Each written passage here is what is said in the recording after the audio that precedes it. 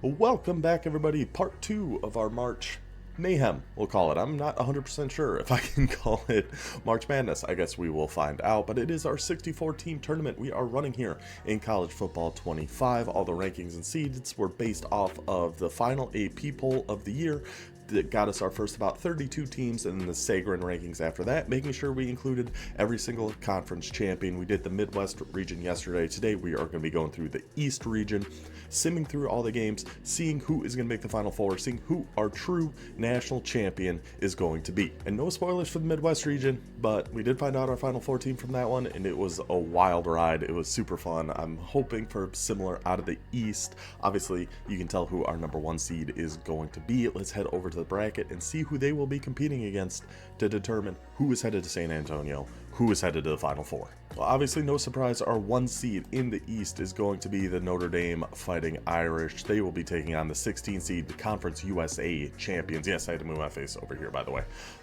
Number 16 seed Conference USA champions Jacksonville State Gamecocks, still led by Rich Rodriguez in this universe before he went back to West Virginia. Will be interesting to see how that plays out in the long run. And I don't think I don't remember if West Virginia's in this or not. I guess we'll all find out together. I know they're not in this region. Anyway, the winner of that game will be playing the winner of our 8-9 matchup in the East, the Marshall Thundering Herd against the TCU Horned Frogs. I'm curious to see how that TCU playbook is going to be in these sims. I could see them giving some teams a run, but they got to get past Marshall first. So far, looking pretty good for Notre Dame, I would think. Now, our 5-12 matchup are going to be a battle of the ACC. Number 5, Cam Ward and the Miami Hurricanes taking on the 12 seed Virginia Tech Hokies. Enter Sandman. That is going to be an interesting one. I think Miami's offense could do really well in this, but Virginia Tech's offense is really good too. They've got a solid defense, great quarterbacks on both sides of the ball there. That will be an interesting matchup.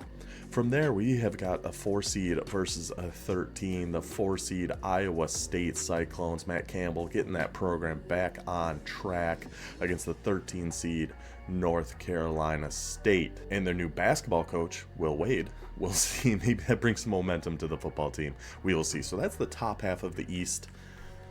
I don't know. I mean, obviously Notre Dame, I'm never going to pick a 1 seed to get to the Final Four, but Notre Dame looks like that's a pretty good path for them. I think it's going to be Notre Dame, Miami.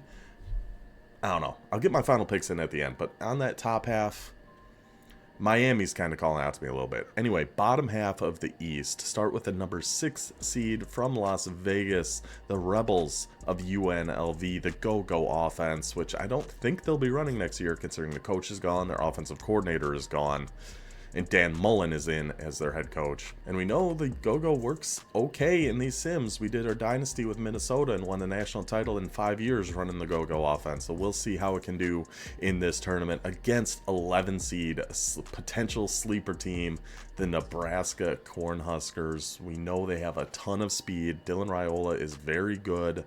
Their defense is solid. Wouldn't shock me at all to see an upset in that one and see Nebraska go on a little bit of a run. The 3 seed in the East, the Cinderella story of the real college football season, the Indiana Hoosiers.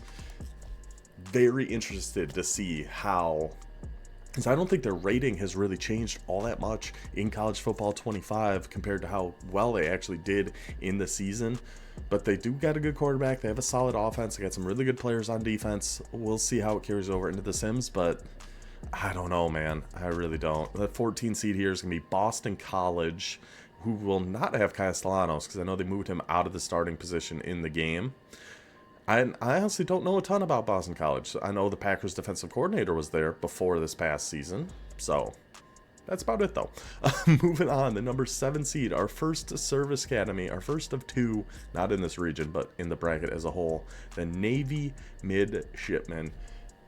I love the flexbone offense. I love the triple option offense. I was really hoping for one of these service academies to go on a run, but unfortunately, the 10 seed, the Minnesota Golden Gophers, I gotta pull for my boys, my dad's alma mater. I gotta be going for Minnesota. I'm happy either way in that one. I hope whoever wins that wins the whole thing. That's what I'm really hoping for. I don't expect it to happen, but that is my hopes and my dreams. Anyway, the 2 seed in the East is going to be the Sun Devils from Arizona State. And much like Indiana, their rating in the game in College Football 25 hasn't changed that much, despite them having such a great season, going on the run that they did. I'm not sure how that is going to translate into the simulation we are going to be running here. They will be going against number 15 seed, a tough matchup, the Kentucky Wildcats. So the bottom half of this bracket, I can see a lot of upsets coming down here. I can see Kentucky beating Arizona State. I can see Boston College beating Indiana, Nebraska beating UNLV. Overall, my pick is going to be, I'm going to go with Miami. I'm going to go with Miami Hurricanes to come out of the East region here and head to the Final Four. I think it's going to come down to whoever wins.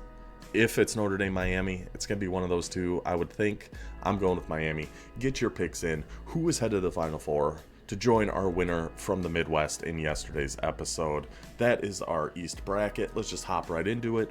If you did miss yesterday's, how we're going to do this, we're going to go through the entire first round in the order you see here. Then we go through the second round, third round, fourth round, all the way down until we find out our Final Four participant. We'll be starting off Notre Dame against Jacksonville State.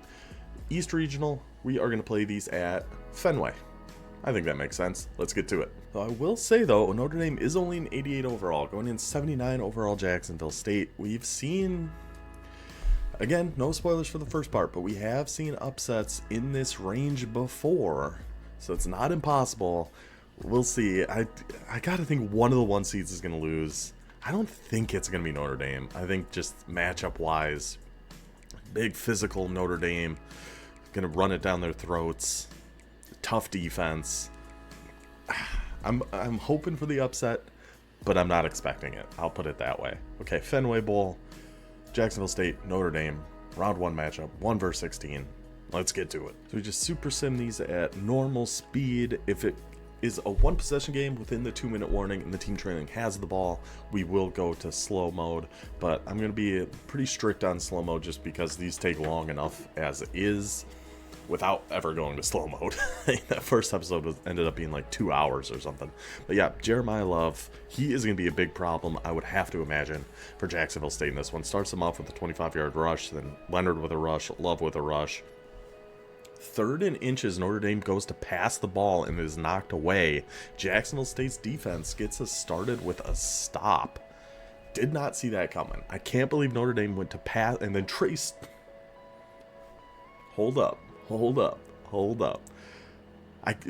would Notre Dame pass on 3rd and inches when you have Jeremiah Love and now Trey Stewart absolutely gashing? This is the complete opposite of what I expected. Jacksonville State loves to run the ball. I figured Notre Dame's defense would have been able to stop them, but a couple big runs, a stop on defense, and Jacksonville State is up a quick 7-0 on number 1 seed Notre Dame. Let's see, can Notre Dame answer back? We saw quite a bit in that first regional, our first region. These lower seeds getting off to good starts, and then sometimes they petered off a little bit. We'll see if Jacksonville State can keep this pressure on. Notre Dame is marching right back down the field on them here, though. 2nd and goal at the 4. It should just be Jeremiah Love. Again, 3rd and goal at the 1. I'd just give it to Love again. They do. He is in for the Notre Dame touchdown. Extra point is good. Ties us back up at 7. Okay, seems like Notre Dame might be settling in a little bit here. We'll see if they can stop this rushing attack of Jacksonville State. Maybe they bit a little too hard on the rush. They find the tight end for a big gain into Notre Dame territory. A 3rd and 8 at Notre Dame's 44. Jacksonville State comes up short. Are they going to try a 56-yard kick? They do, and they miss it. Garrison Ripa, another fantastic kicker name. Like UCF's. I think his last name was Boomer. Garrison Ripa, another great kicker name. Notre Dame did pick up that first down at the 2-minute warning there with a rush. Not entirely sure what happened, and now they are marching again, looking to take the lead here before halftime. Who started with the ball? You'd think I'd remember this stuff. I never do. Riley Leonard finds Jaden Harrison. Just like that, Notre Dame has fully settled in now, I think. It seems like Notre Dame has gotten comfortable in this environment in Fenway Park. Up 14-7 here.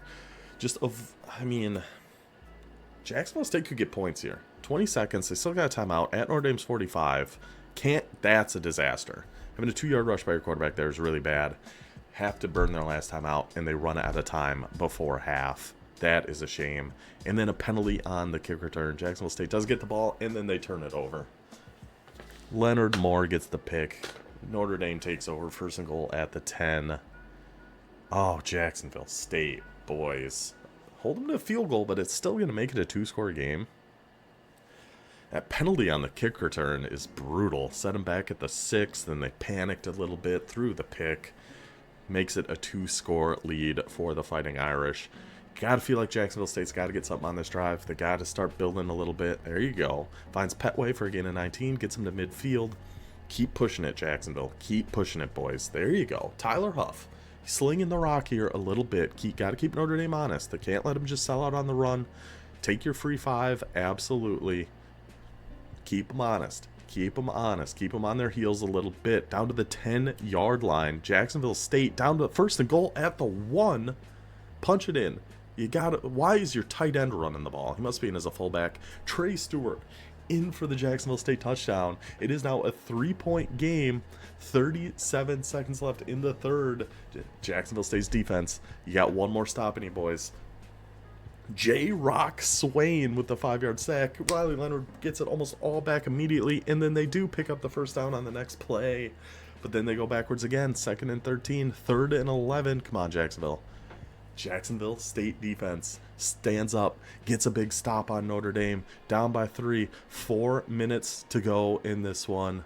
Jacksonville State with the ball, 16 seed, Conference USA champions, chance to shock the world. A free 3rd and 6, and Notre Dame hands them a free 15. Then Jacksonville State gives them 10 back. 2nd and 20, 3rd and 20. Oh no, Jacksonville State, disaster. What a bad idea. 4th and 13, great punt, but yeah, he still had to punt. Less than 3 minutes to go. Notre Dame at their own 3-yard line. Can the power run game of Notre Dame close it out here? Finds Greathouse for 27. Greathouse for another 10. Under 2 to go at this point. Notre Dame up by 3 with the ball. Jacksonville State, all their timeouts still though. 3rd and 3. Stop here, get the ball back. That'll do it. That'll do it. When push came to shove, Notre Dame's power Russia attack there closes out the game. They escape just barely by the skin of their... Wait. Notre Dame fumbled this. Jacksonville State's got a chance. They didn't literally fumble it. They snapped, so they took a knee at 1:30, only ran off 17 seconds, took a knee. Only ran off 16 seconds, took a knee. Only ran off 16 seconds and punted. Jacksonville State has the ball with 30-something seconds left, almost in field goal range. They got a good kick return there. But we're going slow mode here. They're at their own 42 with 26 seconds left, down by 3. If Notre Dame blows this, because they took those knees way too early, I don't... Oh, no, that's bad. You gotta go. You gotta hurry up here. Hurry up here. Spike it. Hurry up and spike it. It got him down to 49, which is great, but that killed a lot of clock. The team with no more timeouts. 11 seconds left. What a way to start. What a way to start. Jacksonville State, their own 49-yard line. 11 seconds left. No timeouts on the left hash. Tyler Huff dropping back. He's got time. He throws it away. He throws it away. That's devastating. 4th and 2 now, 6 seconds remaining. Shotgun set, trips to the right. Solo receiver to his left. Running back helping out to block. Pocket collapsing a little bit. Huff just chucks one up deep. Miracle. That got swatted right back to the Jacksonville State guy. He is unable to react in time. The ball falls to the ground. Notre Dame does escape as the 1 seed. A 3-point win over the Jacksonville State Gamecocks. Unbelievable finish there. They swatted it right back to the Jacksonville State receiver. Gosh dang it. Can I see that replay really quick? I can. Okay. So Huff drops back, chucks it deep, gets smacked. But look, the number 17, the big fight for the ball, he's there for it. Number 1 swats it right back to him. Oh, just get your hands out. Just get your hands out, buddy. Oh my goodness. Just like that. It was right there. It was right there for Jacksonville State to get our first 16-1 upset. Not to be, though. Notre Dame on to the round of 32. Let's see who they are going to take on between Marshall and TCU. 8 seed Marshall, 80 overall. 9 seed TCU, 82 overall. Pretty even matchup when it comes to that. Like I said during the bracket reveal, I am curious to see how the TCU offense is going to translate with their air raid style. So far, Marshall's offense not doing great.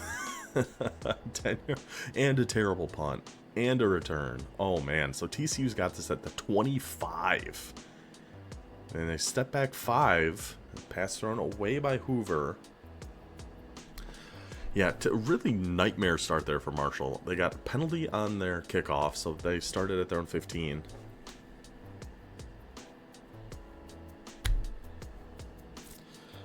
TCU gets it at the 25, back up 5 yards, go for it on the 4th down instead of taking the early lead. Hoover, I believe it said he threw it away. They turn it over back to Marshall, who is now on the move onto TCU's 27-yard line, 22-yard line, thanks to that penalty. Braylon Braxton. I mean, Braylon Braxton is really good. Marshall's got good speed. They're a pretty good team. Another penalty on the kickoff by Marshall. What are you guys doing out here?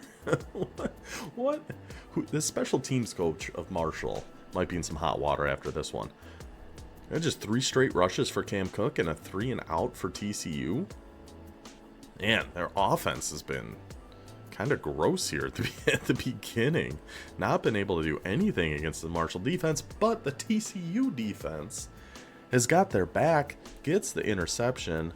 There's Hoover, finds a good completion there, moves into Marshall territory, and a free 15. Yeah, man, there's been a lot of penalties in this game. Sack, though, for Marshall, a 3rd and 12 for TCU at the 31-yard line. Another 3rd and 12 rush for Cam Cook.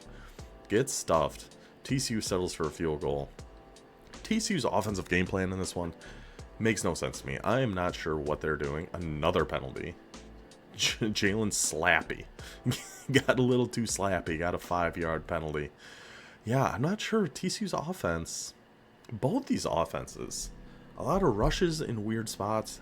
Unbelievable punt. I love me a good punt. That was an unbelievable punt. And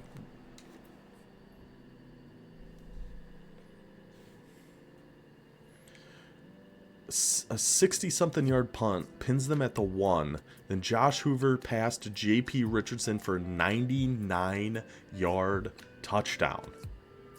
TC. Right as I'm talking so much smack on the TCU offense, they come through a 99-yard touchdown to take a 7-point lead in this 8-9 matchup against the Marshall Thundering Herd. Wowza. Then another interception.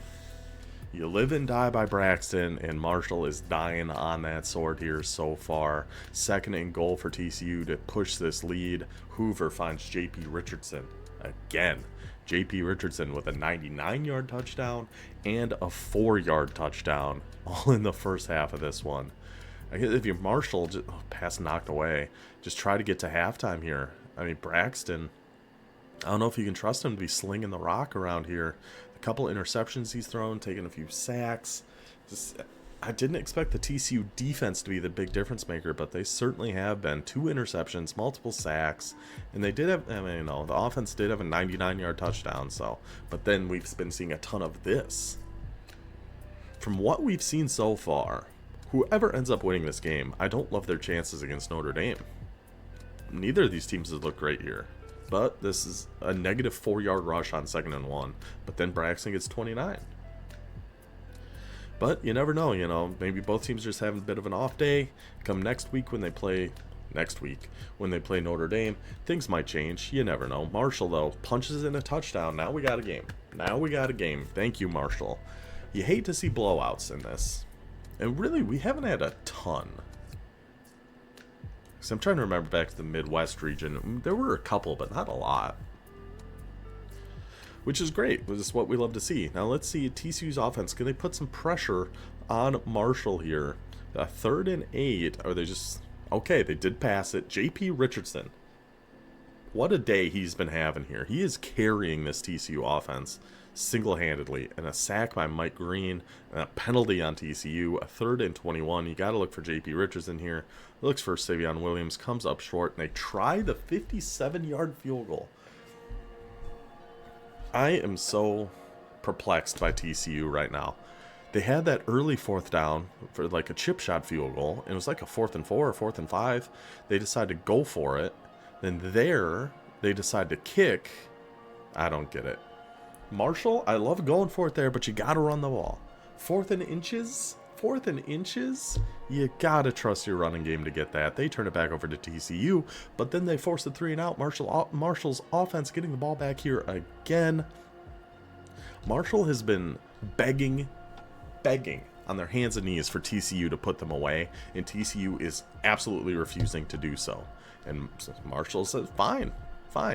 You don't want to put us away, we'll come back. We'll down to the 12, down by 7, less than 3 minutes to go. Can Marshall tie it up? They do. Braxton to Toby Payne, 17-17 now. How is Marshall in this game? Neither team's played great, but really feels like this has been a TCU game, and they are just letting it slip here. More 1-yard rushes by Cook. Another rush on 3rd and 7. TCU has to punt again, back to Marshall. Less than 2 minutes to go. Tie game, touchback. Marshall gets the ball. If they get to midfield, we'll go slow mode. If not, we'll just do overtime. Then they hand him a free 1st down on another penalty. The penalties have been insane in this game. And Marshall's at midfield at the 47-yard line now. We will go to slow mode for the rest of this game. And there was an injury at the end of that play as well. Marshall ball, 47-yard line, minute 10 to go. Clock is running here. If you're Marshall, you're not in a huge hurry. You have all your timeouts, and you want, if you're going to be taking a field goal here, you want it to be the last play of the game. So Marshall, not in the biggest rush in the world. 2nd and 1, a nice little gain of 9 for Braxton in the Marshall offense here. Dropping back, big blitz coming from TCU. Goes for the check down. Loses 4 yards on the check down. TCU got risky, sent the house. It pays off. Marshall backs up. 3rd and 5. Under 50 seconds left. Another blitz coming, and they get him. And TCU brings them down. They send the dogs back-to-back plays.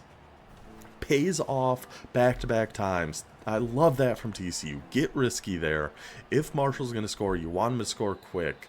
Send pressure at them. Hopefully you back them up. Hopefully they make a mistake. And they, wow. Check down to lose 4 yards, then a sack that was nearly a fumble. Now TCU's got a chance. Hoover, buddy. TCU's got a chance now. Their own 19, 2 timeouts, tie game, 36 seconds remaining. Hoover dropping back. That's 2. It's back to back. Awful risky balls thrown by Josh Hoover there. Playing with fire. 3rd and 10. They're going to play it safe. They're just going to give it to Cam Cook. Nearly picks up the 1st down. Now Marshall can use the timeout and get the ball back here again. I mean, you got to think this is probably headed to overtime at this point. 28 seconds, 1 timeout for Marshall, unless they pull off some kind of miraculous here on this punt return. For a second, when he got by that first guy, I thought he had a shot here. So Marshall, 1 tight end to the left, 3 receivers to the right, somebody in the backfield. Braxton goes over the middle. Got to use your last time out here. Nice little gain of 8, look like. So how much time we got left? 16 seconds, no timeouts at the 43-yard line. If they get a 1st down, they'd probably have time to still get a spike in a field goal attempt. Braxton dropping back to throw. Pressure gets in. Nearly another fumble. Number 4 on TCU. Bent around the edge. Nearly got to that ball before Braxton was able to get rid of it. But it is an incomplete pass. 3rd and 2. They're sending the dogs again. Braxton going deep. Going for it all. Swatted down by number 13. 8 seconds left. We are going to be headed to overtime here in the round of 64. Our 8-9 matchup. TCU and Marshall. They just roughed the punter. TCU just roughed the punter on that 4th and 2. He went for the block, tried to win the game for TCU, might have cost his team. I mean, this is going to be like a 58, 59-yard field goal, but now Marshall's got a chance to win this in regulation. It'd be a 59-yard field goal. They're not even going to try the field goal. They're going to go for a Hail Mary here. I imagine it's just a prevent defense from TCU. Just chuck one up here, Braxton, from his own 47. He's got the arm. It's in the end zone. Ball's up. Another one that got tipped around. Nearly caught by the tight end. Instead, we are going to overtime. I think this is our second overtime. We had one in the Midwest, I want to say. Marshall has won the toss. And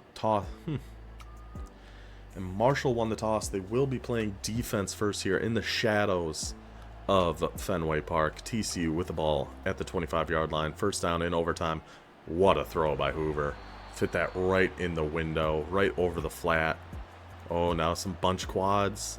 Are they going for the screen? Marshall's got plenty of guys down there. This should be a QB run. It is. It is. TCU had the numbers. Hoover just takes it up the middle himself. Oh, he's saying night night. He's saying good night, Marshall. Let's see if TCU's defense can back him up on that. That's a bold celebration to bring out. Now Marshall's chance to respond. Is it in fact bedtime for the Marshall Thundering Herd, or will their will their dreams continue, but that would mean they're still sleeping, which would be bedtime. Completion there.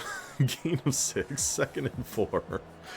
Braxton, what do you got for us here, buddy? Chucks it, goes for the post on the left, knocked away by the TCU defender. 3rd and 4 now for Braxton in the Marshall Thundering Herd. Let's see, Braxton goes same route, tipped up in the air, and intercepted, tipped up, picked off. TCU, it is night-night, it is night-night. Hoover believed in his defense. Braxton tries to force one in back-to-back times to his wide receiver. That one tipped up, that one intercepted. TCU will be moving on to face Notre Dame. Now next up, we are going to have our 5-12 matchup. The Miami Hurricanes, the Virginia Tech Hokies, an ACC battle. Cam Ward, Xavier Restrepo. I got Miami. They're my pick to get to the Final Four out of here. Got to go with Miami in that one. Let's get to it. I mean, this is a tough matchup, man. For a 5-12 to be going against Virginia Tech, it is tough for Miami. I think they can get it done. So I'm expecting big things from the Miami offense. But Virginia Tech is nothing to shake a stick at either, with drones at quarterback, very, very good. But a quick 3 and out. Or is it? It's not. Did Miami just rough the punter too? Somehow, Virginia Tech gets a first down there on a 4th and long, and are they gonna make Miami pay for it? They're already down to Miami 27. The Hurricanes had a 3 and out. And they had to have roughed the punter, is what I'm assuming there. They do end up holding Virginia Tech to a field goal. So it could have been worse, but still, when you have that 3 and out, you got them off the field. To hand them a first down there and hand them 3 points is incredibly disappointing. But now Cam Ward and Damian Martinez on the field for Miami. An early 3rd and 4, though. Let's see, can they keep the drive going? Damian Martinez can. I love playing as Miami. This more spread out offense. You got good speed. You can put Chris Johnson Jr. in with 98 speed, and then you have that big power back, Damian Martinez, super fun to use. 3rd and 5 though, just barely again. Just keep moving the sticks. Damian Martinez. Virginia Tech actually brought him down for a loss, which is impressive, and then he took that personally. Takes the next one for 17. And then Fletcher, the touchdown vulture, comes in, scoops up the touchdown from the 1st and goal at the 1. Miami offense marches straight down the field on Virginia Tech. 7-3 lead for the Hurricanes in this ACC battle. The 5-12 matchup, another sack for Miami. 3rd and 17, and they hand them another first down. 3rd and 17, they hand them another first down. Then they get a turnover, but a penalty. The Miami logo popped up, which only happens on turnovers. But then there was another penalty, so I think that took off the interception. I think that's 3 times now. See, again, that time's actually an interception by the Miami defense. I think that's been 3 times. The first 4th down, they roughed the punter. At that 3rd and 19, Miami's defense got a penalty, give them a first down. Then I'm pretty sure that was an interception, overruled by a penalty. Doesn't matter. Miami still gets an interception. Cam Ward finds Xavier Restrepo. Touchdown Hurricanes. 14-3 lead now. And it should be worse. I feel like Virginia Tech's lucky to be down by 11 here. Now, if they go get points before half, now it's a 4-point game. Miami, unbelievable mental mistakes here in the first half, and they're still up by 4. I feel like Miami should be up by a lot more than 4.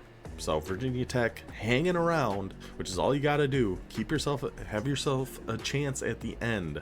Let's see if Cam Ward can keep this pressure on. A 3rd and 13 though, coming out of half for the Hurricanes. Comes up short going to Restrepo. They have to punt it back. And Virginia Tech's offense might have found something there before half. Drones march them straight down the field. Easy touchdown before halftime. Let's see if they can keep that going, because every other drive has not been great. And again, they go 3 and out, 3rd and 1. This bracket, this region, all these teams on 3rd and inches, 3rd and 1, 4th and inches are trying to pass the ball. And it just hasn't worked at all. Now Virginia Tech hands Miami a free 15. Miami threatening here down to the 21-yard line. Damian Martinez, 3rd and 1, run it with Damian Martinez. Okay, worked out that time. That one actually worked out. 2nd and goal now. Miami at the 6-yard line. Damian Martinez gets him down to the 3 for a 3rd and goal. Cam Ward will take it himself. Touchdown Hurricanes. Extend that lead. Back to a 2-score lead now. Huge. Huge. To come out of halftime, it's a 4-point game. Miami goes 3 and out. Virginia Tech gets the ball. They had that big touchdown before half. Felt like momentum might be switching there. But Miami's defense steps up, and then Cam Ward steps up, get that back to a 2-score lead into the 4th quarter here, and another sack. I think that's 3 now for the Miami defense. Those are such game changers. But Virginia Tech goes for it on the 4th and 5. They pick it up with 15-yard completion, keeping this drive alive, and another sack. This Hurricanes defensive line is everywhere. They are all over. Then Virginia Tech tries a 62-yard field goal to make it an 8-point game. Obviously not good. Miami ball up by 11. Penalty sets them back a little bit. You keep running the ball, start working clock here a little bit. 3rd and 12, just keep running the ball. Martinez again, but then they try a 58-yard field goal and miss it. Virginia Tech taken back over at their own 41, down to 2 minutes, down to the 2-minute warning, down by 11. Tough spot for the Hokies here. Not impossible. That makes it even harder though. I've lost count on how many sacks that is at this point. That's 5 or 6 by the Miami defense. So hard to come back from. Then they check it down on 4th and 10. Virginia Tech go. I mean, Miami, I feel like could be a wagon in this thing. I think with this offense, man, I think they're going to be really, really tough. They take out Virginia Tech in a game Miami didn't even play all that well in. They had a lot of mistakes, a lot of penalties, really shot themselves in the foot multiple times, and they still won by 11. So Miami, moving on to the round of 32, they will play the winner of our 4-13 matchup, which of course is Iowa State against North Carolina State. The battle of the states, winner taking on the Hurricanes. 87 overall, Iowa State. 85 overall, North Carolina State. Iowa State's got this advantage in everything, so we'll see. We do know that really doesn't mean all that much, especially when the margins are that small. But we got our 4-13 matchup. Let's see who is moving on to the round of 32. Iowa State will be starting with the ball here, and they're another team like we saw in the Midwest a couple times where they have, I think he's a 96 speed halfback, but it's somebody you have to put into the game. Neither of these teams I know a ton about, so we'll see what we can learn from them here today. 2 big completions at the tight end there, 3rd and 9, but North Carolina State's defense comes up with an early stop. A good punt though by Iowa State is going to pin them back at the 0. But immediately, CJ Bailey gets them off the goal line, gets them a little bit of room to operate here, but already a 3rd and 8, pass thrown away. I do expect this to be more of a defensive game. So I think either way, this will be an interesting matchup against Miami in the next round. A strong defense against that Miami offense. We will see Jalen Noel, very, very good, of course. Wide receiver for Iowa State. Forgot he was on that team there. Rocco Becht takes it for 2, a 3rd and 8 for the Cyclones. Finds Jaden Higgins, another really, really good wide receiver. I forgot Iowa State's actually got good receivers. But a 3rd and 10 at North Carolina State's 27. Can they keep the drive alive? They do. Finds Daniel Jackson. He is spread. Rocco Becht is spreading this ball around and picking up good chunks of yards every time he has tried. 3rd and 7. There's the stop by North Carolina State. Iowa State's going to have to settle for a field goal. The kick up is up. The kick is good. 3-0 here as we start the second quarter. Hollywood Smothers. Great name. Touchback for North Carolina State. Let's see if their offense get anything going. 3rd and inches. Run the ball. Quarterback ran it, but we'll take it. 16-yard gain for North Carolina State. Kevin Concepcion takes it for 12. They are just about in field goal range.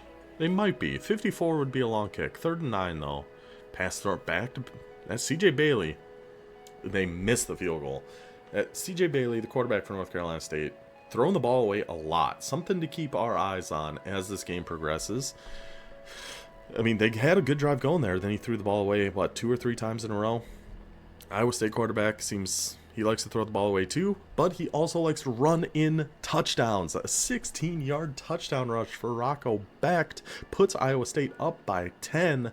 Let's see, North Carolina State's got to figure something out on the offensive side of the ball here. Another pass thrown away by CJ Bailey. Another pass thrown away by CJ Bailey.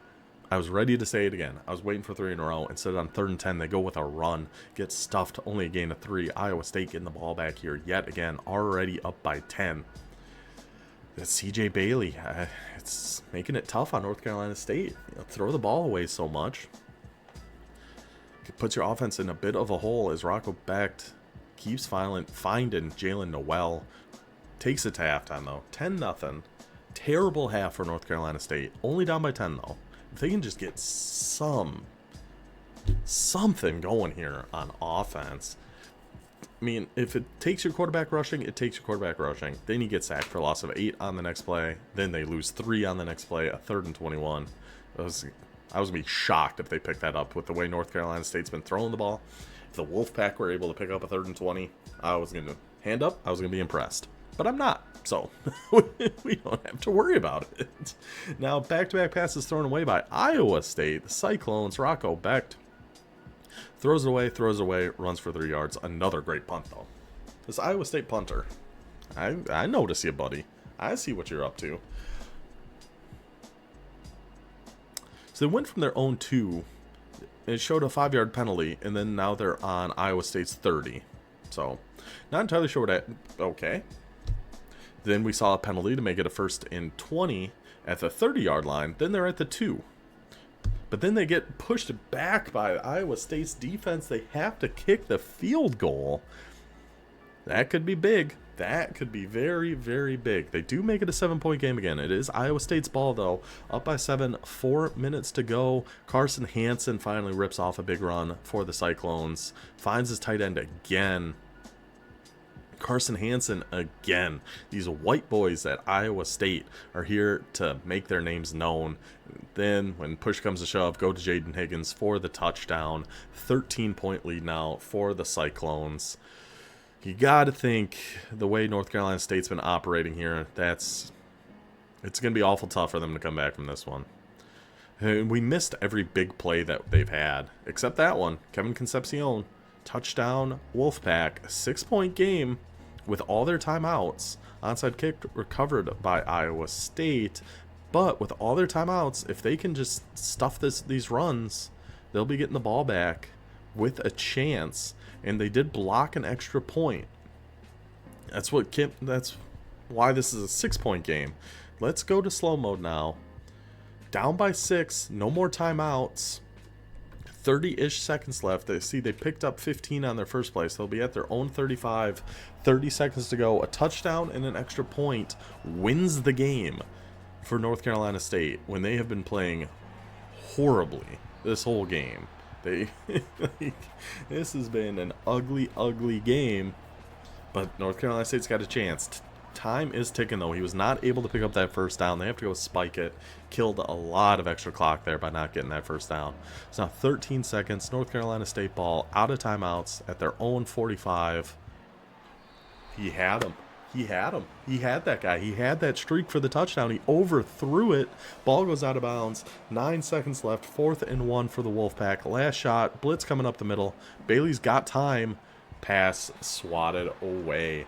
The Iowa State Cyclones will survive, move on to face the Miami Hurricanes in the next round. We've come close to some big upsets, none yet though.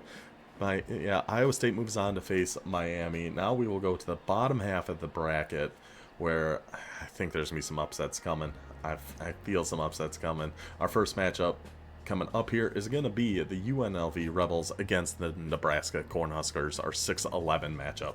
Yeah, so UNLV actually had a pretty significant overall disadvantage here. Our second team we've seen out of the Mountain West, we had Boise in the Midwest region.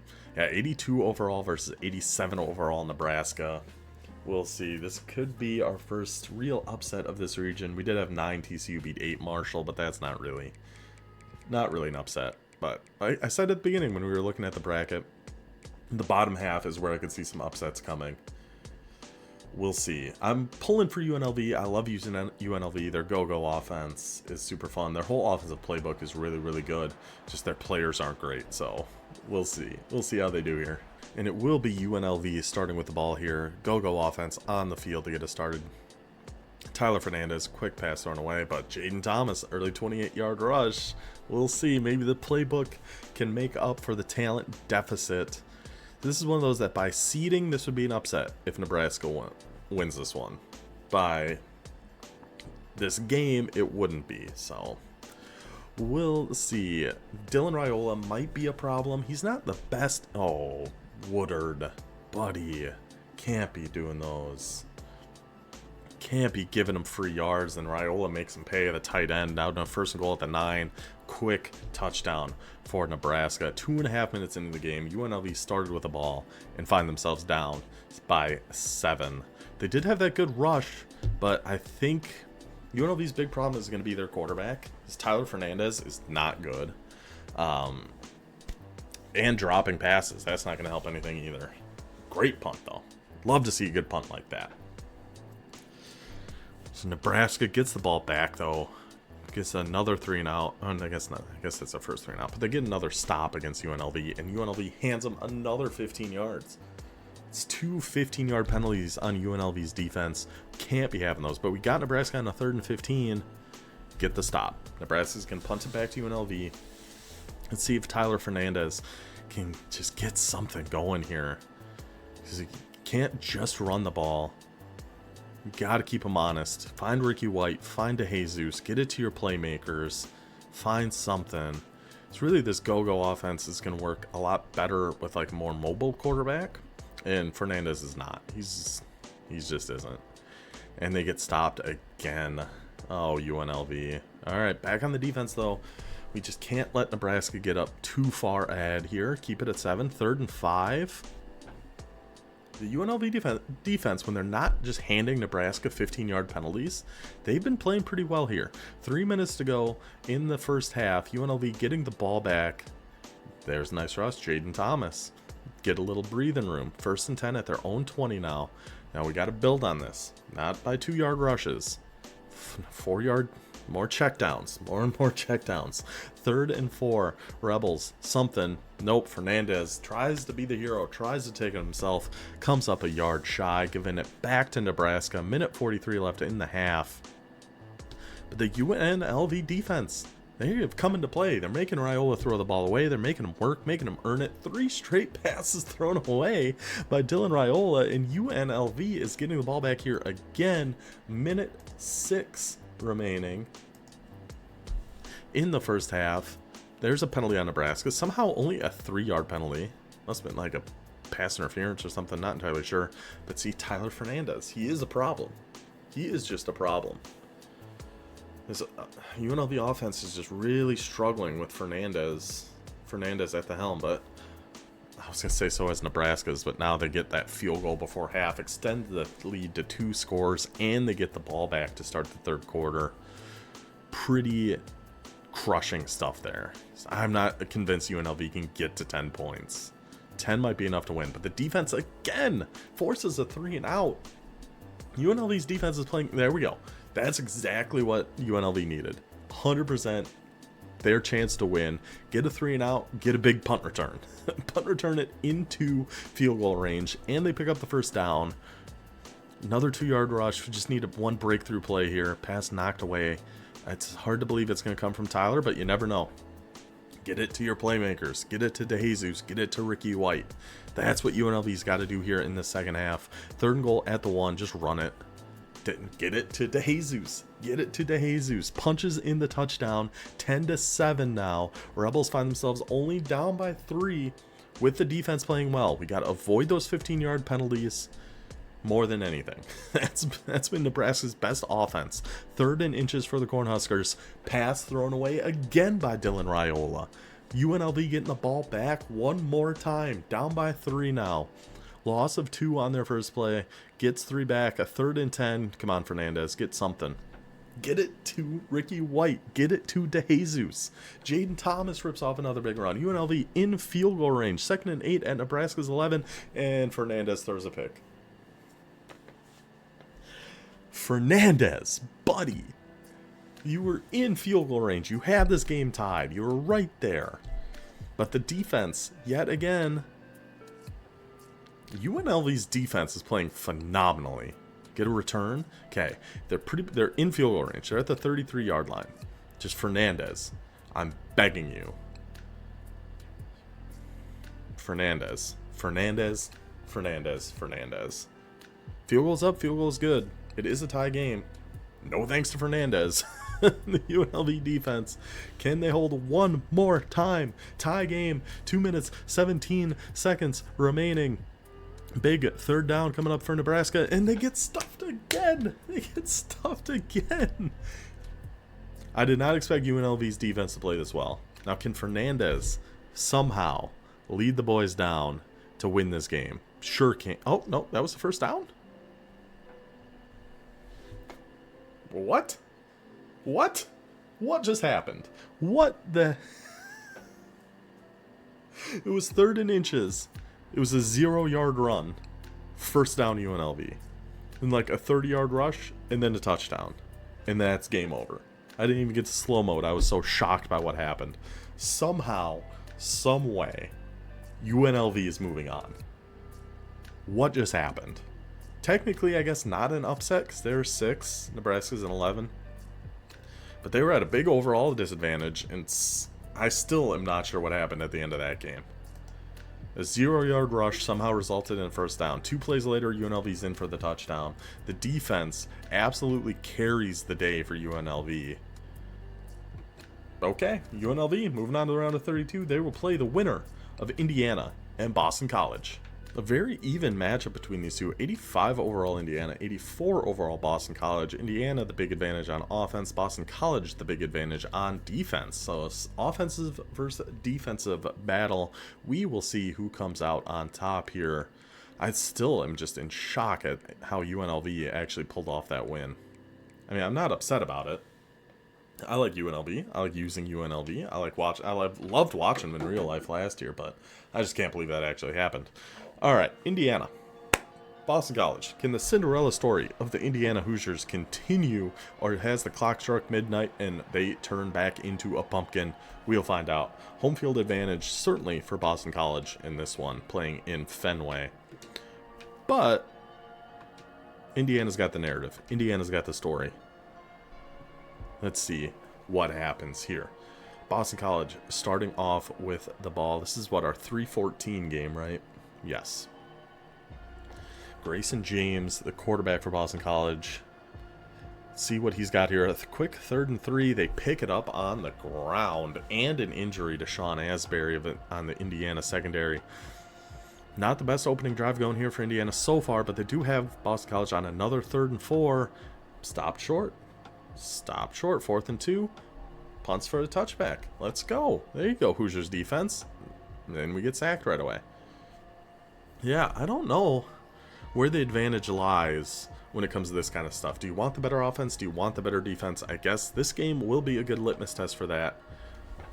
Hands them a free first down. I'm pulling for the Hoosiers in this one. I'm a Big Ten guy. I like Indiana, but you still hate to see people just getting handed first downs. And Curtis York picks up that third down by himself. Says, I don't need your help on this one. I got this one, boys.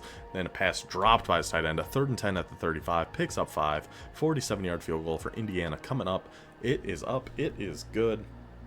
3-0 lead for the Hoosiers.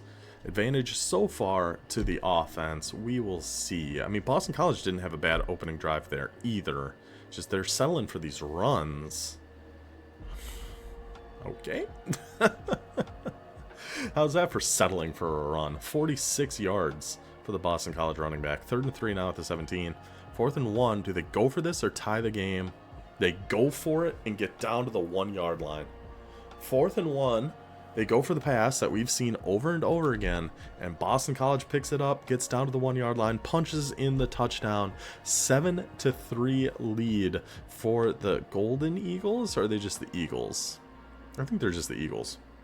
It says it at the bottom left.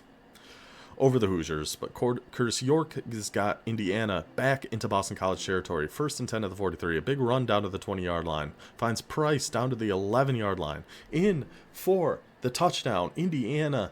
There it is. Yes. Indiana answers back very quickly. Great drive by the Indiana offense. Get that 3-point lead back. Minute 10 left in the first half. Can they hold on to it is going to be the big question here. Plenty of time for Boston College. D'Angelo Pons, we'd love to see his name pop up here a few times. Grayson James takes himself, picks up the first down, finds another gain of 10, down to the 45, then he throws a pick. D'Angelo Pons! We were hoping to see his name come up again, and we certainly did. It didn't take him long. Indiana takes over at Boston College's 37, takes another field goal before half, extending the lead to 6, and getting the ball to start the second half. Huge swing there for the Hoosiers. Tyson Lawton takes it for 20. No, that was 30 to start the second half. 3rd and 4 now for Indiana at the 39-yard line.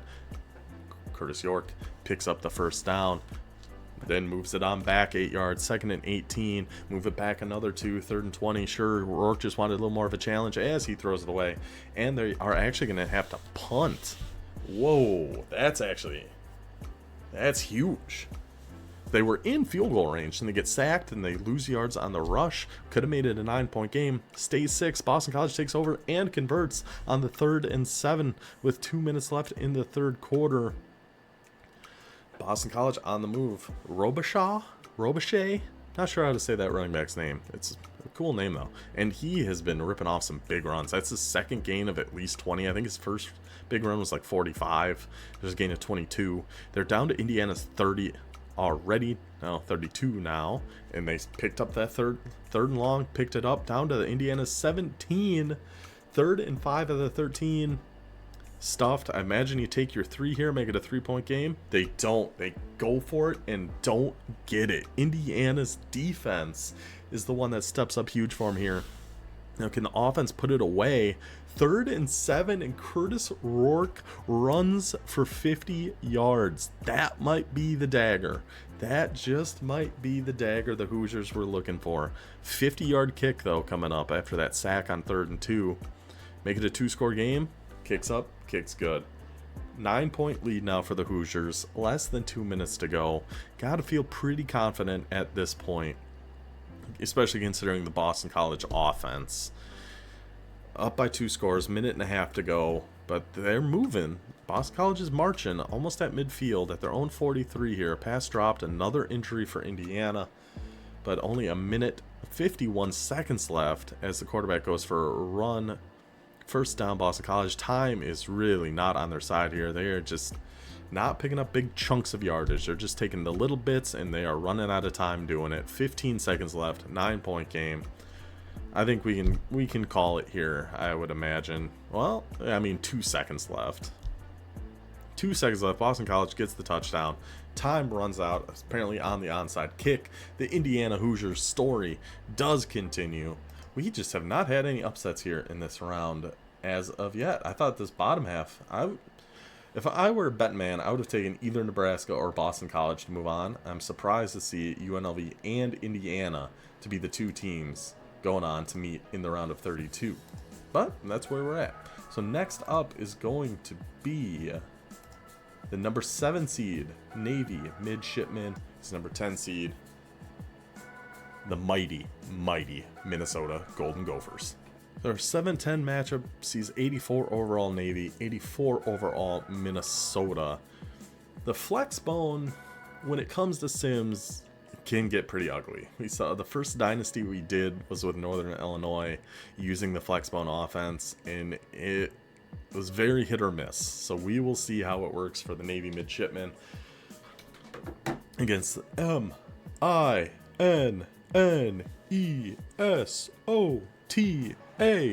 Minnesota. Let's go, boys. It will be Navy starting with the ball here. Let's see what they can put together. Blake Horvath, of course, absolute stud. Navy, I'm so torn on this game. Honestly, I'm happy either way. I just hope whoever wins this can somehow keep moving on, is really what I want. Navy, though, that's what we expect to see. A lot of 3-4 yard rushes, and then you get into a 3rd and 5, and you kind of get in trouble. So let's see how Brosmer and this Minnesota offense can operate. You got to think this is going to be a low-scoring game. If Minnesota can get out and get ahead. Oh, I thought he gave him a free first down there on that 3rd and 12. 3rd and 7, they get stopped, though. Navy is getting the ball back. If Minnesota can get out and get ahead, it's going to be awful tough for Navy to play catch-up. They don't like to play from behind. Horvath throws a pick to Kerry Brown. Wow. That, you don't expect to see that. Navy tries to pass the ball, and it is intercepted. So Minnesota now at the Navy 24. Brosmer finds Brockington. There's the early lead for Minnesota. Let's see, can Navy respond? Down by 7 here in the first quarter. He's a Horvath interception. Teska the tank. Nathan Kent gets him the first down, though, on 3rd and 5. If you're going to pass in your Navy, that's the guy you want to throw to, is Nathan Kent. He's the 96 speed, I want to say. Very, very good. 4th and 1. See, and I feel like Navy, 4th and 1 at their own 44 this early. Maybe they don't go for it in real life, but I feel like you should. I feel like with the flex bone, with Teska the tank, with Horvath, you can get pick up a 4th and 1. Navy had him on a 3rd and 6. Give up a big completion. Minnesota marching here again. 3rd and 10, though, at the 41. 22-yard rush. That's even worse. You hate giving up a 3rd and long on a pass. But a 3rd and 10, you give up a rushing first down. That is brutal. Now, Minnesota, 2nd and goal at the 7. Another touchdown for Brockington. 14-0 for the mighty Gophers. It's going to be awful tough for Navy to get back from down 14. It's going to be awful tough. Horvath trying to pass the ball. Checks it down to Teska. 3rd and 7 for Navy. Comes up short. They're going to have to punt it back to Minnesota. You really got to play defense here for these last 54 seconds. You're already down 2 scores. Keep it that way. So even a field goal makes it a 3-score game. Might put this totally out of reach for the midshipmen. Pick up another 3rd and long. So 3rd downs, those are really the difference in a lot of these games that we end up seeing. Who can get off the field on 3rd down? So far, Navy has not been able to in the slightest. Minnesota's had multiple long 3rd down conversions, which are just a backbreaker for your defense.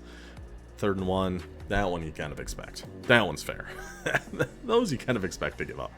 But Darius Taylor and Brockington have really been carrying the show here for Minnesota. 3rd and 6, though, Navy does get a stop. Just if you're Navy, really feel like you can't give up any more points here. 14 you might be able to get. You could break off some big runs and find your way to 14 points. Getting to 17, that'd be tough. But they're moving here a little bit. Got a bit of a drive going through the air. And Heidenreich loses them 3. 3rd and 8, not where you want to be. Unless you're going to get handed a free 15 by the Minnesota defense. Say 3rd and 8 is usually a death sentence. 3rd and 8's bad. Imagine 3rd and 14. But Horvath to Kent. Kent is a game changer out there for the wide receiver for the Navy midshipman. The one guy on that team with good speed. Wow, Navy has proved me wrong here on these third downs. Now Navy's the one, Minnesota's the one who can't get off the field. Teska the tank punches in the touchdown. Navy's only down by 7. Long, that was what, a 90-yard drive. Horvath got some big passes in there, saw some good runs in there. Teska the tank punches in the touchdown. Ooh, a 26-yard gain to Daniel Jackson. Minnesota looking to potentially put this one away in a 28-yard gain down to Navy's 18. First and goal now at Navy's 6. This drive is happening awful fast for the Gophers. Brosmer made that drive look awful easy for Minnesota. Get that lead back up to 14. Navy tried, man. It was a great 90-yard drive they had. There's the big chunk. Horvath gets the big chunk. Navy's not dead yet. 62-yard touchdown brings it back to a 7-point game. Now, can the defense hold up on this third down? Can the defense get off the field? They do. Navy got the ball down by 7. Should I go slow mode? If they get closer. Because these videos take way too long. I got to be more... I can't go to slow mode as much as I've been doing. Navy gets stopped on the 4th down.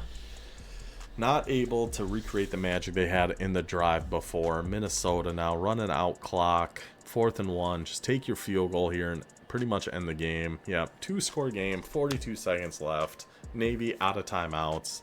The flex bone, the triple option offense. Down to one team remaining. I don't remember which bracket they're in, but we haven't gotten to Army yet. But they are obviously Army is in this. Dude, Horvath. Another fantastic drive by Horvath. Too little, too late. The Minnesota Golden Gophers, the 10 seed, will be moving on to the round of 32, awaiting the winner of 2 seed Arizona State and 15 seed Kentucky. Well, certainly not the matchup you're hoping for as the 2 seed. 82 overall Arizona State, 87 overall Kentucky with their 90 overall defense. And what's his name? Barrion Brown, 98 speed wide receiver, transferred to LSU. Tough matchup for our 2 seed, but I believe in the heart of Arizona State and Cam Scatabo and this entire team. Let's go Sun Devils. Forks up, baby. Arizona State kicking off to get us started. Ball to Big Blue Nation, the Kentucky Wildcats, my sister's alma mater. So, interception on the 2nd play. Keith Abney jumps in front of that. Cam Scatabo takes it for 3. Arizona State, what a perfect start for the Sun Devils. Why? You give it to Scatabo on 1st down. Give it to him on 2nd down. You got a 3rd and 1. You pass the ball. Give it to Cam Scatabo. What are we doing, Arizona State? At least, I mean, they're up 3-0. They got a turnover. They're up 3-0. And 2 Kentucky halfbacks got hurt. I don't know if it's their 1st and 2nd string, but whoever was returning kicks got hurt, and then whoever got that first carry also got hurt. So we'll see if that ends up making too big of a difference. Dane Key, very good wide receiver for Kentucky. Of course, Barron Brown, Vandegrift's pretty good quarterback. The Kentucky offense, for only being like a 78 overall or whatever they're at, but back-to-back sacks though, 3rd and 19. Arizona State's defense, they stepped up huge, forced the turnover, or not the turnover, forced the punt, taking the over at their own 9. Levitt now 0 for 2 with 2 passes thrown away, and then a pass knocked away. 3rd and 10 for Arizona State. Scatabo, the only one on Arizona State able to gain any yards. His 2 rushes and he caught a pass. That has been it for the Sun Devils. Their middle linebacker now gets hurt. Already 3 injuries early on in this one. Kentucky at, big gain of 15. Kentucky down to Arizona State's 24. Thrown away, 2nd and 10 for the Wildcats. Nice gain of 7. 3rd and 3. Back them up. Or did they decline that? 4th and 3? I don't know. Kicks up, kicks good. Tie game. Let's see if anyone other than Scatabo can move the ball for Arizona State. Sam Levitt, brother. What are we doing? Scatabo, only one with yards. Sam Levitt is driving me insane. I'd love to see an Arizona State make a run, but If Sam Levitt's going to keep playing like this, his only completions are to Scadaboo. Every other pass has been thrown away. And then he goes for the run. But the defense gets another stop, taking over in Kentucky territory now after that punt. Finds Stovall finally for something else. And then a pass thrown away. Please give this to Scadaboo. It's a pass to him. I'll take it. 3rd and 1. You got to get that ball to Scadaboo in those situations. You just have to if you're Arizona State. Then Levitt finds his tight end. Touchdown, Arizona State. Up by 7 now. 1:08 to go. You're in this half. There's Berrien Brown. You have to keep an eye out for him, especially in these late game situations. Just send him deep. He probably can burn this entire Arizona State secondary, but so can Dane Key. Another big game. Dane Key's been the key to the Kentucky offense here so far. The only one really doing a whole heck of a lot. Mecklenburg comes down to the 1-yard line, though. And just like that, very quick answer back by the Kentucky Wildcats. Tie us up. 10 seconds here. I imagine we're just headed into halftime. A tie game between our 2 seed and our 15 seed, Arizona State and Kentucky. But the Sun Devils do get the ball here to start the second half. Let's see if Levitt maybe figured something out there before half. Now we're spreading the ball around a little bit. Get it to Stovall, get it to Tyson, get it to your tight end, and then you still always have Scadaboo. Worst comes to worst, give it to Scadaboo. Ooh, a big sack by the Wildcats, pushing Arizona State way back. 3rd and 19 at Kentucky's 39. Levitt throws it away again, and they have to punt.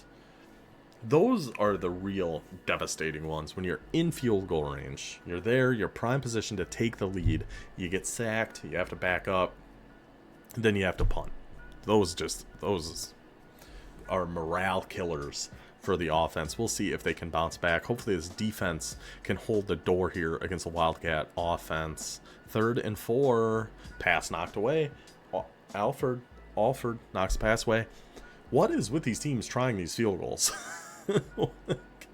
Kentucky goes for the 59-yarder. No good. Levitt takes it himself, throws it away, then a pass dropped. We haven't seen Cam Scadaboo's name in far too long.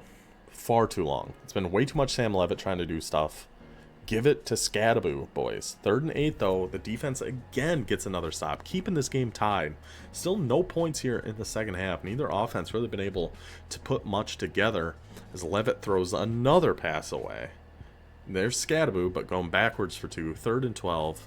A 3 and out for Arizona State. Kentucky defense gets that ball back for their offense. Let's see if Vandegrift can put something together here. We haven't seen Berrien Brown's name at all except on the kick returns, which is very surprising to me. It's all been Dane Key on the passing game.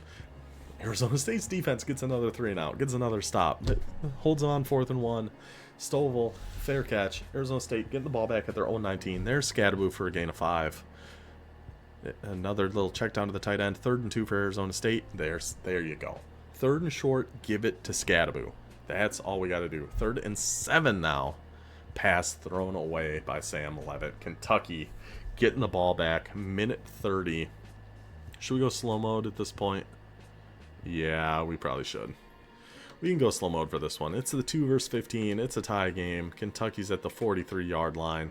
Let's see what happens. And these are going to be long either way, right?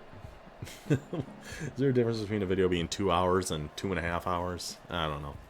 Kentucky with the ball. Vandegrift dropping back, looking left sideline, finds his receiver. What a laser by Vandegrift there. Kentucky with all their timeouts. Arizona State with all theirs as well. 1:04 to go on Arizona State's 42. Vandegrift dropping back in. Pressure getting through there. Another great throw by Vandegrift. That's just a great throw. What can you do? That was a tight window. Lasered one right in there. This almost looks like flex bone. Well, I mean, what can you do? That's the difference. Sam Levitt. Hold on. Flag on the play. Flag on the play. Is Kentucky backing up 10 yards on holding? They're on the edge of field goal range. That's going to move them back to the 34. 51-yarder you'd probably expect them to make. But if they back up again, a lot of things can happen here. They are going back to the run and a lot of room to run. All the room in the world to run. They pick up the 1st and 20 on the run out of the shotgun. Wilcox brings the ball down to the 11-yard line. You should be upset. You should be. 100%. Arizona State fans should be upset on that. 1st and 20. In that situation, you got to still expect the run, and they give up the first down. And they're already burned one timeout. So Kentucky can just about run out this clock and end it with a walk-off field goal here. I mean, yeah, they can. As long as the runs take enough time, Kentucky can absolutely save this and then go for a walk-off field goal to knock off our number 2 seed, Arizona State. Another run, great run shoot there. God, is it Forky or Sparky? I think it's Sparky. Weird, crazy looking mascot. So 42 seconds left. It is a 40-second play clock. So Kentucky just, okay, they don't center the ball. They're on the left hash on a 27-yard kick. No guarantee. Let's see. Can Kentucky walk into the round of 32? The kick is up. The kick is good. Kentucky with a walk-off field goal sends number 2 seed Arizona State home. Oh, there's 1 second left. There's 1 second left. We'll watch the kick return. You never know. You never know. But it sure looks like number 2 seed Arizona State is going to be sent packing. Our first big upset, at least going by seeding. So we've actually had, by overall, we've had a few upsets. If you just look at overalls of the teams in this game, that not even close. Not even close. So Kentucky will go on to face Minnesota, a 10-15 matchup in the round of 32. 2 seed Arizona State. Thanks for coming, boys. Sorry your trip was so short. So before we head into the round of 32, let's take a quick look at how our bracket is looking. Pretty chalky up in the top half here. We got Notre Dame against TCU, Miami against Iowa State. 6 seed UNLV survived against Nebraska. I forgot to X them out. That's fine. 3 seed Indiana survived against Boston College. Then 2 upsets at the bottom. 10 seed Minnesota takes down Navy. 15 seed Kentucky takes down Arizona State. So we have 10 seed Minnesota, 15 seed Kentucky. Let's get back to it, starting with Notre Dame at home, well, in Fenway Park, against the TCU Horned Frogs. So number 1 seed Notre Dame with an 88 overall to an 82 overall advantage against TCU. In that first round, I was not impressed at all with TCU. We'll see. Maybe it was just a bad matchup for them. Maybe they can figure it out. But I gotta think Notre Dame's defense is going to be an awful tough test for Hoover and TCU's offense. But only one way to find out. Let's figure it out on the field, boys. Let's go. I would prefer TCU to win this, but my head pick is Notre Dame. My heart pick is TCU. I'll be pulling for TCU in this one. Sorry, Miguel. I don't know if you watch these or not, but I know you're a big Notre Dame guy. Oh, and by the way, I should probably say this in the beginning because a lot of people are probably just skipping around, not watching the whole thing. Totally understandable. These are super long. If you guys like this video, I have already put together and seeded a bracket with every team in college football 25, and this just made me think of it because the first round matchup, I'll spoil it, would be Notre Dame against Northern Illinois, which would be incredible. But depends if you guys like this or not. But I was thinking maybe the end college football 25, you just do a whole tournament with every team in the game and see how that all shakes out. Okay, let's get to it. Notre Dame, TCU with the ball first. Let's see something from their offense early here to give us a little bit of hope. So they just keep giving it to Cam Cook, who can't, for whatever reason, these sims, when you actually use TCU, Cam Cook's good. In these sims, he has been not good. Even the first round game against Marshall, he was never really able to get it going. I can't expect him to get it going against a team like Notre Dame, a defense like Notre Dame, and Love. Okay, Leonard with a run. I was expecting Love with a run there. Notre Dame in a 3rd and 1 is probably one of the harder teams to stop in this game. 3rd and 8, though, also hard to stop.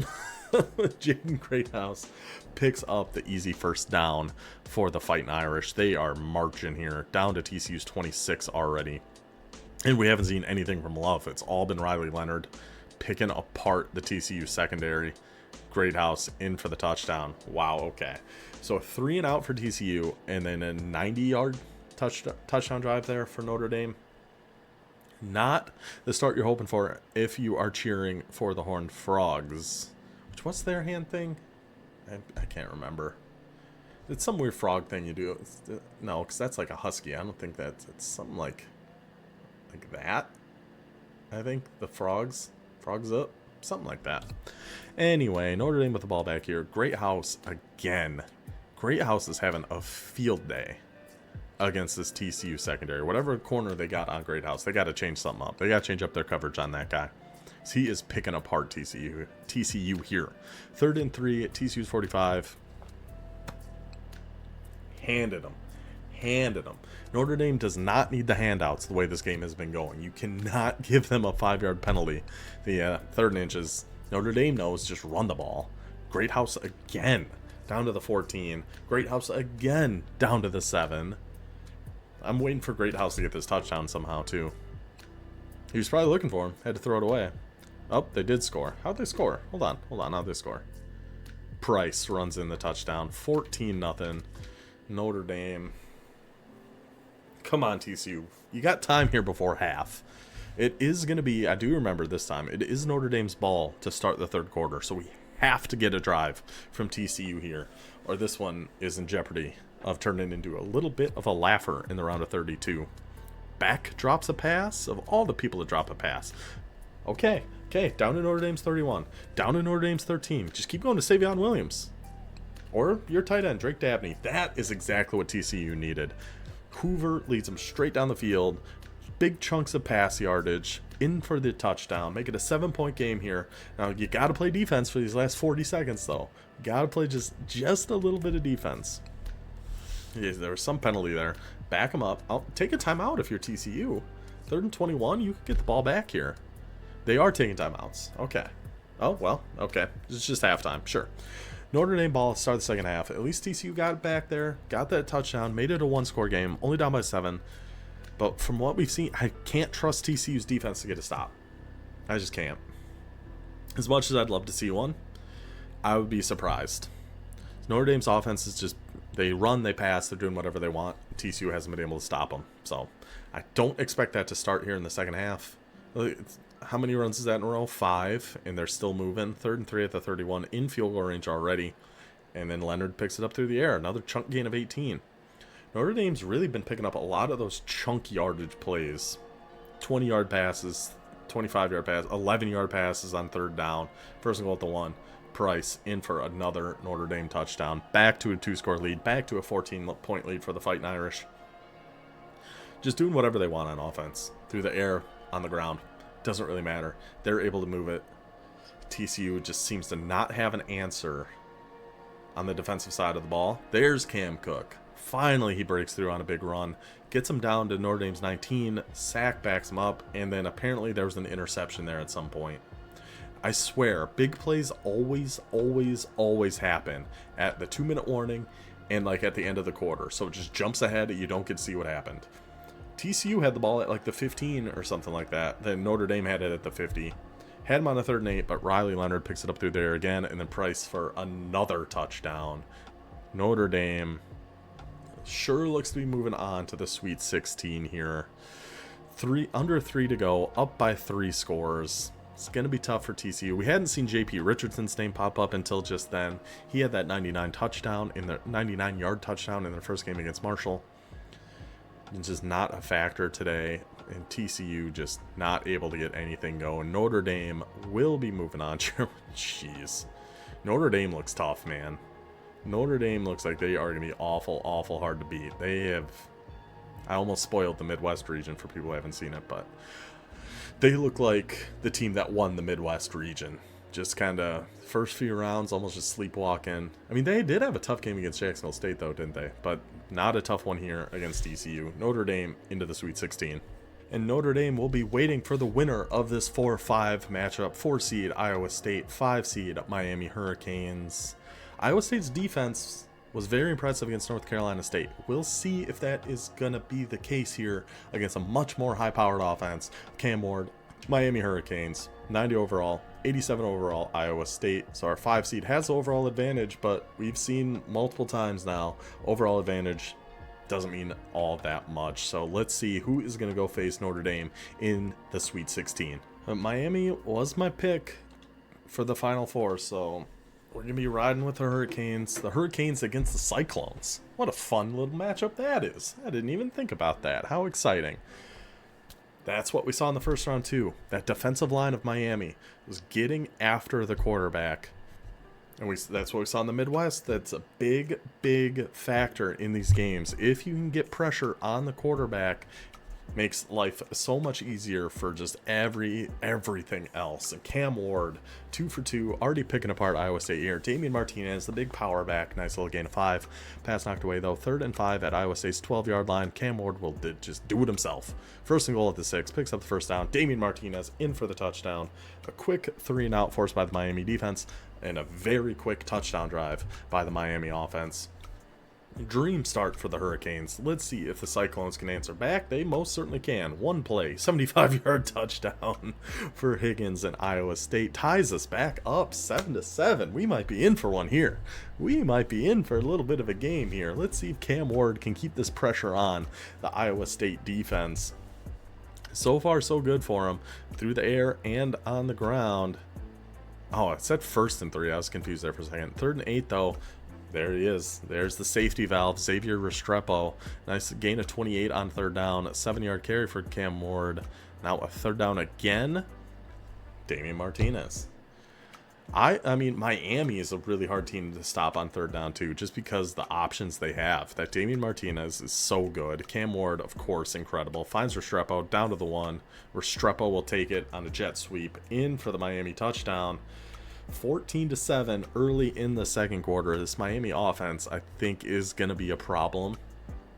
Not just for Iowa State, but if they manage to hold on here and beat Iowa State, that's a very interesting matchup with Miami and Notre Dame. The Catholics versus convicts, the old rivalry they had going there. This Miami offense against the Notre Dame defense, that Notre Dame offense. The Notre Dame has looked, so far they've looked the best. Miami's offenses look pretty dang good here too. 3rd and 3, wasn't even a question if they were going to get that. I wasn't even concerned at all if they were going to get that. You knew they were picking that up. They again are on another march here and another big run. I'm guessing that was Damian Martinez. Then it gets sacked though. Now a 3rd and 14 at the 25-yard line. 3rd down, just look for Restrepo. Make it easy. Keep it simple. 3rd down, throw to Restrepo. Touchdown Hurricanes, 21-7. Iowa State's got to get an answer here before halftime. Absolutely need to put something together here, Rocco. Can't be having those penalties. Can't be having those. At the very least, they did take enough time here that Miami might not be able to score again before half, but I don't put anything past this Miami team. Just that punt return got him in field goal range. The kick's up, the kick's good. 24-7 at half for the Hurricanes, and they get the ball. Miami's impressive. Miami has looked awful good here. 3rd and 9. Pass knocked away. Okay. Had to get a stop there. Absolutely had to get a stop there. That was a nightmare situation before halftime where it felt like Iowa State, there's another sack. Iowa State had to get points there before half. Instead, they go 3-and-out and let Miami get a field goal. And down by 17, and they go 3-and-out again. The Miami defensive line, yes, their offense has been great, but that Miami defensive line has been the big game changer in my opinion. They had, I think, 5 or 6 sacks in that first round game. They've gotten 2 or 3 so far in this one. A lot of passes thrown away being forced. There's another sack. I mean, those are game changers. Those are absolute game changers in these. And now the Iowa State offensive line just panicking, just holding, getting penalties. They don't know what to do. Another good punt return sets up Miami at Iowa State's 38. And Damian Martinez, he is the hammer. Iowa State is the nail. 2nd and goal at the 1. Martinez. Dunk, dunk, dunk. That's the nail in the coffin, you have to think, for the Iowa State Cyclones. Our number 4 seed looks to be going down to number 5, Miami, setting up our Catholics versus convicts Sweet 16 game. I am very excited for Notre Dame, Miami. I could see, oh, they go for it on 4th down, don't get it. Yep, this one's over. This one's done for. Miami moving on. Yeah, it doesn't matter. It's 3 minutes and 42 seconds left. 27-point lead. If Iowa State comes close, we'll come back to it. If not, that's it. Miami's moving on to the Sweet 16. Well, Iowa State did not make a comeback here. In fact, Miami scored again. 41-7. Our most lopsided game yet. between a 4 seed and a 5 seed. Iowa State's pretty dang good in this game. They just, bad matchup for them. Miami moving on to Sweet 16 will be taking on Notre Dame. The matchup I was hoping for. I'm excited we got it. That will be our Sweet 16 game. Our next round of 32 matchup here, one Cinderella story is unfortunately going to be coming to an end here. Our 3 seed Indiana, 6 seed UNLV, 85 overall Indiana, 82 overall UNLV. But as we saw in that first round, that UNLV defense played lights out. But now against more high-powered offense in Indiana, they might need to rely on Tyler Fernandez and UNLV's offense to put something together. I don't know if they're going to be able to do it. I hope they can. I'm hoping for a good game here. If you're pulling for UNLV, you got to hope their defense can play just as well as they did against Nebraska and that the run game gets going. So if you're counting on Tyler Fernandez, I don't love their chances. Okay, Indiana's starting at their own 3. That's a good start for UNLV. Backs them up, 3rd and 10 at the own 3 for Indiana. A 3 and out to start the game. Okay, UNLV, there's the defense already starting off. I don't know how Indiana gets the ball at their own 3. We've seen that a couple times throughout this. Something weird's going on with that, but let's see if UNLV's offense can take advantage. Get it to DeJesus, get it to Ricky White. That's all you have to do, Tyler. Just trust those 2 guys, and the offense might be able to do enough here. See, yep, there he is. Pass thrown away, but still field goal up, field goal good. Indiana started with the ball, but UNLV starts with a lead. 3-0 lead for the Rebels.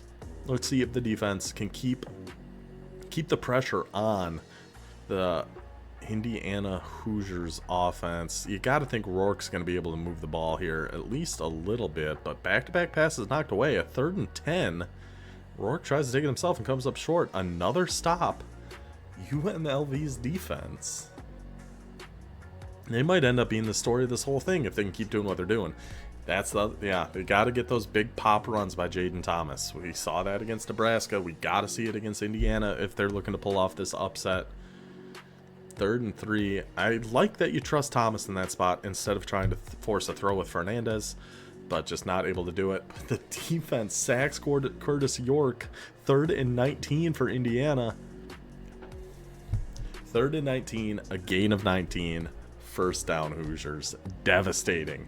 Absolutely devastating for the Rebels and their defense there. Get them at a 3rd and 19. You're feeling so good. You're feeling so confident.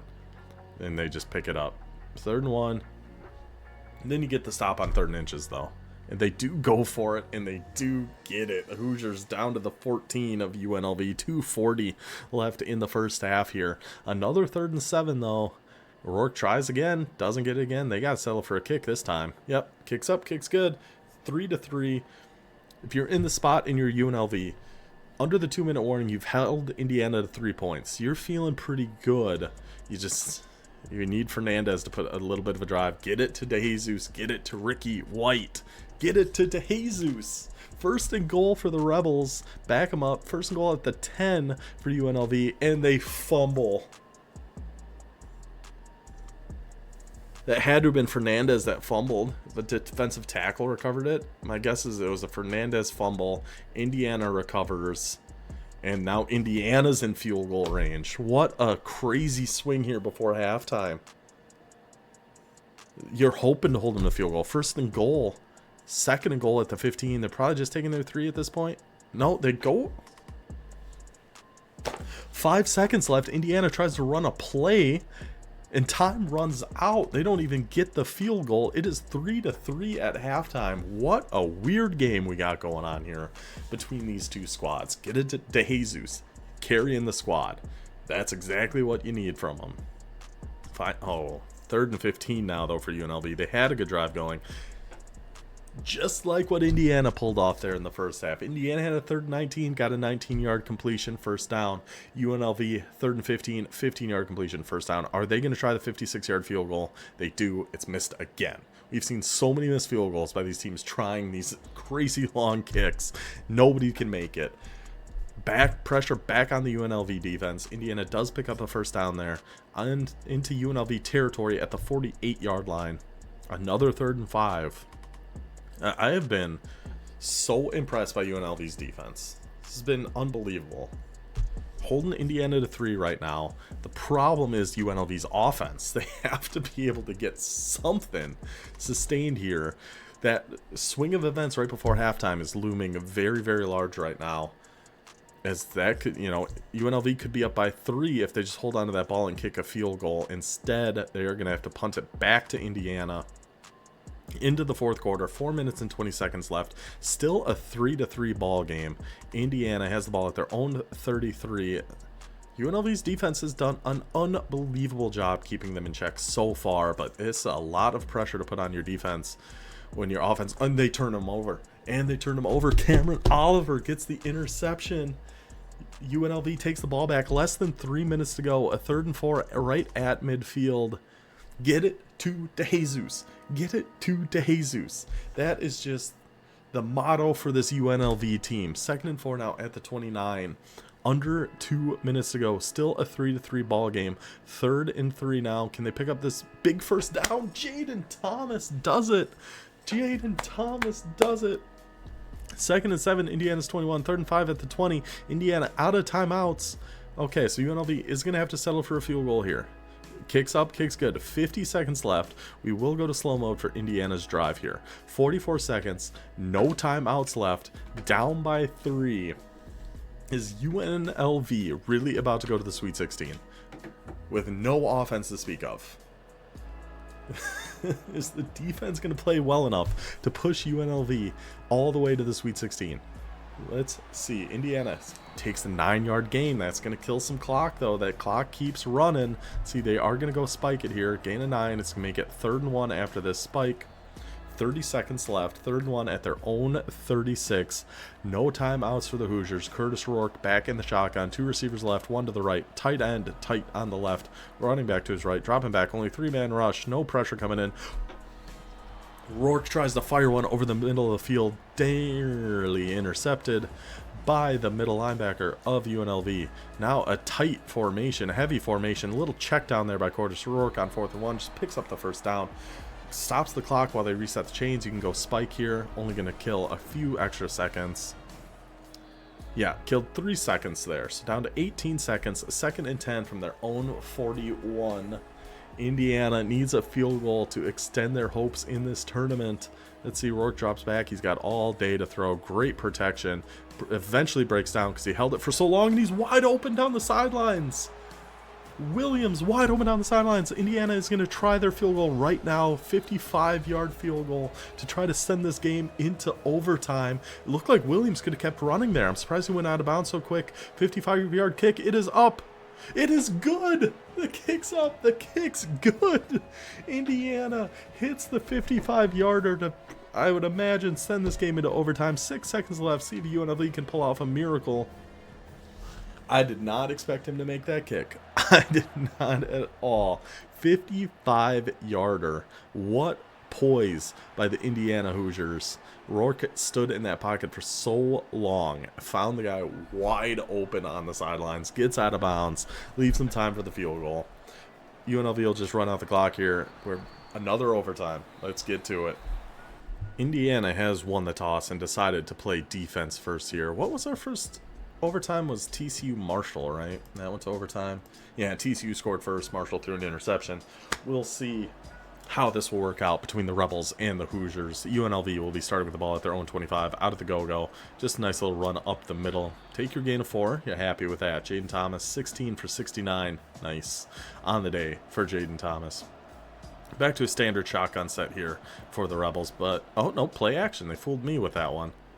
Fernandez finds big boy tight end over the middle of the field. 1st and goal from the 9 now. UNLV. Has Fernandez woken up? Let's find out. Oh, little like RPO. Gain of 3. Okay, 2nd goal at the 6. Little tight end flat there. Fernandez. It's all up to Fernandez now. They're trusting him to throw it. He's got the curl. Tackled at the 1. 3rd and goal at the 1. Do you trust Fernandez here? Or do you just try to run one up the gut if you're the Rebels? I feel like you got to run this ball. Oh, they do, but it's a really dumb run. What was that? What was... You had it. You had it, UNLV. Just run that up the gut. Not a little pirouette by Fernandez. Try to run outside. Gets absolutely crushed. UNLV has to settle for the field goal. Ball's in Indiana's hands, a touchdown away from the Sweet 16 for the Hoosiers. Curtis Rourke, Kurt Signetti. Let's see what the Hoosiers can put together here. They go for an RPO of their own. UNLV all over it, though. 2nd and 9. I mean, there hasn't been a touchdown in this game yet. It's been all field goals up to this point. Let's see if Indiana can break that trend. Go for a little draw up the middle. Stuffed again. 3rd and 7.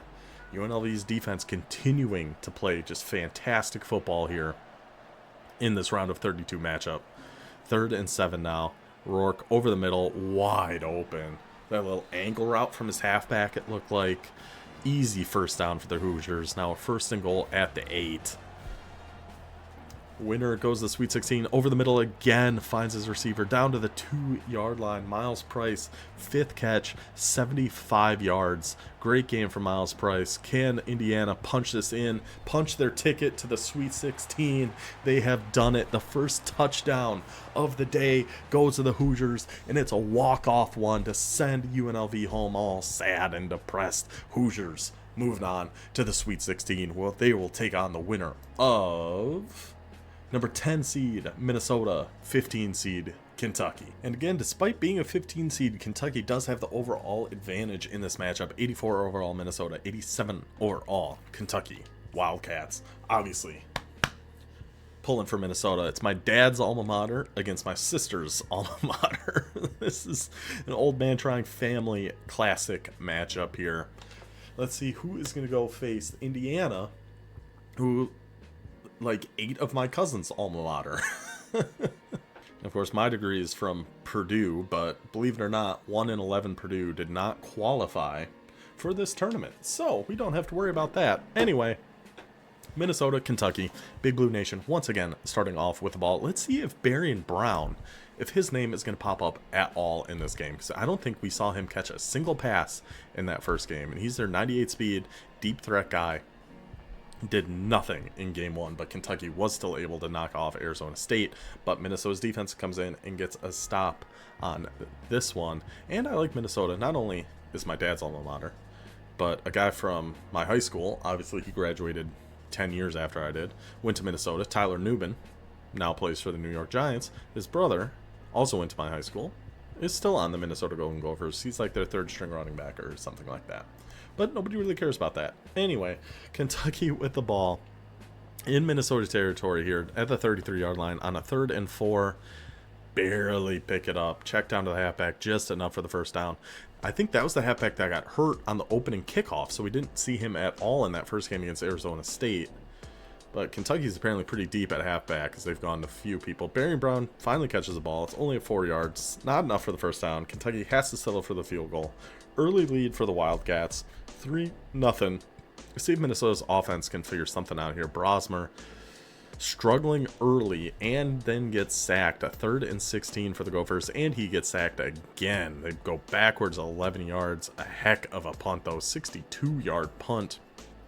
Needed that. Needed to push Kentucky back a little bit there. Can't have them be starting midfield or in Minnesota territory there. And the Gophers answer with a sack of their own, getting that ball right back. A 3 and out.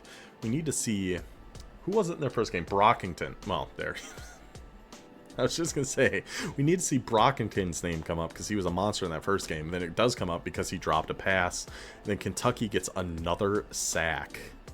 Man, that's already 3 sacks. We're 7 minutes in this game.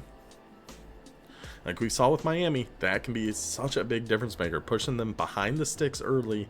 A lot of these teams struggle, but the Minnesota defense gets another 3 and out. They're getting the ball back again. Another chance for Brosmer to find something. See if this offense can get a little bit of footing. There is Brockington, a gain of 28 into Kentucky territory at the 40-yard line for Minnesota now. Brosmer tries to take it himself, only gets a yard. 3rd and 9. Brosmer tries to take it himself, only gets 3 yards. 4th and 7. And Minnesota misses the 53-yard field goal, keeping a 3-0 lead here for Kentucky. Man, these last few games have been brutal. We didn't get a touchdown in UNLV Indiana until overtime. looking like we're not getting a touchdown before halftime unless Minnesota can put a drive here in the last 40 seconds. Finds Spencer for a gain of 30, pushes him into Kentucky territory, finds Glenn for 14, down to the 29. Out of timeouts, though. Can they get this field goal off? They should. Okay, pass thrown away, 2 seconds left. Field goal's up. Field goal's good. Minnesota ties the game before half and then gets possession here to start the third quarter. Big drive there by the Gophers just to get some life in their offense. Finally, they're moving a little bit, then they get sacked again and have to punt again. Another 3 and out forced by Kentucky. This defense is not messing around here in this one, but neither is Minnesota's, as they give up a 13-yard gain for the first down. That halfback, is he made of glass? What is his problem? He's gotten hurt now in both of their games, but Vandegrift doesn't seem to mind as he gets sacked again. Only a loss of 3, though. Oh, he's back. He's back. The sumo man is back. 3rd and 11. They try to run it, get stuffed. 47-yard field goal coming up. Ooh, 52-yard field goal coming up. Makes it anyway. Doesn't matter. 6-3 Kentucky. The Wildcats lead over the Golden Gophers. 1.5 minutes left in the third quarter. Weaver doing it all. Getting sacks. Knocking passes away. He is everywhere for Kentucky. I do love that Minnesota tried to run it there on 3rd and 2, but Darius Taylor not able to get the 2 yards. Gophers forced to punt it back here. Vandegrift, an early gain of 6. Then Dante Key. We have not seen his name come up yet. We know he is a big piece of this offense. If they can get him going, you got to feel good about their chances to pull off this win. 3rd and 13, though, at the 38-yard line. Finds Brandon White. That's a back-breaking first down picked up by the Wildcats. If Minnesota, you got to hold them to the field goal here, Minnesota. 3rd and 7. They get just enough. Vandegrift again picks up the exact right amount of yardage for Kentucky to get that first down, keep this drive alive. 3rd and 4 at the 7-yard line. Pass knocked away, though. Minnesota does hold them to a field goal. Yes, Minnesota does hold them to a field goal. Only down by 6. 9-3 lead for Big Blue Nation here. Let's see if Brosmer can put a drive together here. The only drive they've really had was that one right before halftime. You know, back against the wall on a time constraint. That's the one time they've been able to move the ball. Let's see if they can do it again here at the end of the game. A pass thrown away, 3rd and 9 at their own 36. Pass knocked away, a 4th and 9 at their own 36. They got to go. They get it. Daniel Jackson to the 50-yard line. Now we can go to slow mode. We missed another gain of 7 there. So it's going to be 2nd and 3. Minnesota ball at Kentucky's 43. Down by 6. All their timeouts. Time is not a concern for Minnesota if they can somehow find a way to get a... Wow, they're actually chewing clock. They are awful confident. There's that D-line coming at you. There's that Kentucky defense coming at you. Not sure what Brosmer's plan was there. Tried to turn and run away and then tried to get a pass off, and it almost ended in disaster. Brosmer, back to pass, 3rd and 3. The line is coming in. He's got to throw it away. It looked like he might have had room to run there. Decides just to throw the ball away instead. 40 seconds left in this game. 4th and 3 for the Minnesota Gophers. 2 tight ends to his left. Receiver on each side. Finds his tight end right over the middle of the field. First down, Minnesota. There's Goldie just doing his thing. Doing his thing. First down Gophers at Kentucky's 29-yard line. 36 seconds remaining. A touchdown and an extra point away from Minnesota taking a 1-point lead. Brosmer has to throw it away again. His Kentucky defensive line just not giving Brosmer time to process anything. I know Minnesota's got a really good left tackle, but the rest of that line seems to be crumbling down a little bit. Looks right over the middle of the field. Finds his man. Brosmer down to the Kentucky 9-yard line. 1st and goal at the 10, for the Minnesota Gophers. 25 seconds left. Brosmer again dropping back, again running for his life, again throws it away. Totally fine with that decision in this situation. Last thing you want to do is try to force something and give the ball away, end the game. 20 seconds left. Can Minnesota finish this drive? Just goes to check down to his tight end. Gets tackled down at the 3. A 3rd and goal coming up for Minnesota. Sweet 16 on the line. 15 seconds left. 3rd and goal. 3-yard line. Minnesota spreading them out here with 4 receivers. 1 halfback. Brosmer running again. throws it away. He had number 9 wide open in the corner. Number 9 had his hands up begging for it. Instead, Brosmer throws it away right over his head, going to a 4th and goal. 3-yard line for the game. Brosmer panicking again. He's got him wide open. He's got him. Brosmer wasn't panicking at all. It sure looked like he was. He fooled me, but he turns around, finds Spencer on the little curl route, standing all by himself in the end zone. The Minnesota Golden Gophers are an extra point away from potentially moving into the Sweet 16 here. What a game. When I first looked at this region, I really didn't have too high of hopes. It kind of, not a lot of star power, not a lot of big name teams in there, but there have been some crazy games in this portion. Minnesota, extra point is up, extra point is good. 10-9, 4 seconds remaining. Just don't let Barry and Brown return this kick for a touchdown, and that should be just about game over. They will have one more chance here. 2 seconds remaining. I don't know about run and press. Barry and Brown. Let's see what Vandegrift has got. He's just going to chuck one up there. Oh my gosh, I thought that guy was totally... He caught it. First, I thought the guy was just running wide open. Running for a touchdown. And then Brown actually did come down with it, but was pushed out of bounds. Minnesota moves into the Sweet 16 with a 1-point victory over Kentucky. Doesn't get much more dramatic than that. Oh my goodness. Okay, I gotta reset for a second, and then we'll be right back with the Sweet 16. So headed into the Sweet 16. This is looking a little different than our Midwest region did. We got number 1 seed against Notre Dame against number 5 seed Miami. The Catholics first, the Convicts. At the bottom, we got a Big Ten battle. The Indiana Hoosiers and the Minnesota Golden Gophers. I wouldn't have picked either of those teams to be in the Elite 8, but my pick to win the whole thing, at least this region, Miami, is still alive. They will be taking on Notre Dame starting right now.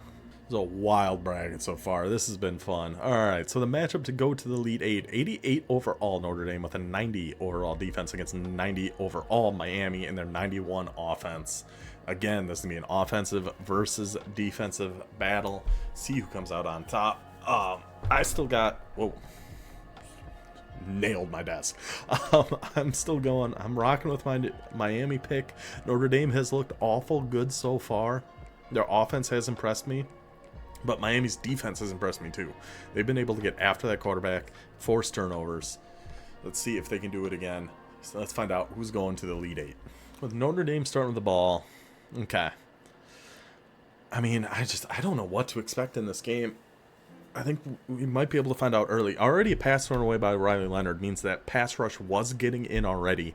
And a 3-and-out for Notre Dame. Miami taking over. And a good punt return starting in Notre Dame territory. Let's see what this offense is able to do against that tough Notre Dame defense. Started with a 7-yard rush. Damian Martinez, he might be the key. He might be the key to this whole thing. And then find your safety valve. Find Xavier Restrepo down in the red zone already for Miami. Quite an opening statement they are trying to make here. Martinez gets him to 3rd and inches. They pass, which I hate, but Cam Ward finds his man. Miami, what a start for the boys here. Forcing the 3-and-out. Then the offense marches right down the field, and there's that defensive line. They have been the stars of this region so far. Been Miami's defensive line. They have been punishing their opposing quarterbacks, getting the guys behind the sticks they can't come back from. Been the key to this whole thing for Miami has been that defensive line. Oh, and then they fumble and Kaiser recovers though. Notre Dame takes over at Miami's 36. Then Greathouse, who has been the MVP for Notre Dame, gets, what was that, a 35-yard touchdown, 36-yard touchdown? Whoop. It's a little Mongolian reversal there. Miami with the fumble. Notre Dame takes advantage quickly. A 7-7 game, 3rd and 4, and then a 3-and-out forced by Notre Dame. In the beginning, it looked like this was going to be another one of those Miami games. Defensive line does its thing. Pinned him back at the 1 on that punt, though. 2nd and 8. 3rd and 5 at the 6. Can Notre Dame get a little breathing room for their punter? Can't be doing that, Miami. Just like what we saw on their first, I think it was their first game. They had multiple 15-yard penalties. Just always just letting people hang around, and they did it again here. You can't be doing that against Notre Dame. Now Notre Dame down to Miami's 36. Sacked him again, though. Back him up to the 41 on a 3rd and 15. Pass knocked away. Are they going to try the 58-yard field goal? They do, and it is blocked. Miami taking over. Finds a safety valve. Down to the 38 of Notre Dame, just like that. 50 seconds left in the half. Safety valve again. Restrepo is taking over this game for the Miami Hurricanes. That drive was all Restrepo. Every single pass went to him, and he rewards them for a touchdown. Miami takes a big 7-point lead here before half, but Notre Dame does have time. Can they get on the board? 10 seconds left. One more timeout. They can try a 55-yarder. I don't know if they did or not. Either way, they didn't score anything. So Miami up by 7 to start our second half here. With the ball, too. Let's see if Damian Martinez can again kind of establish his dominance as he loses 2 yards in the middle of me saying that. Ward has to throw it away on 3rd and 8. His Miami punter is a man after my own heart. I love this guy. Pins him at the 1, hits a 62-yard punt there. Now 3rd and 6, Miami's defensive line. This is your time. Another 3 and out. Another 3 and out. Miami's defense has been the most impressive part of this whole thing for me. Then Cam Ward, George gets his 2nd touchdown of the day, a 51-yard strike from Cam Ward to give Miami a 2-score lead over number 1 seed Notre Dame. Let's see. I mean, if they keep going to Great House, they'll be able to start scoring. Nobody can guard Great House. Nobody can guard Great House. Nobody can guard Restrepo. Those are 2 things we're learning about both of these teams. Great House has been unbelievable for Notre Dame.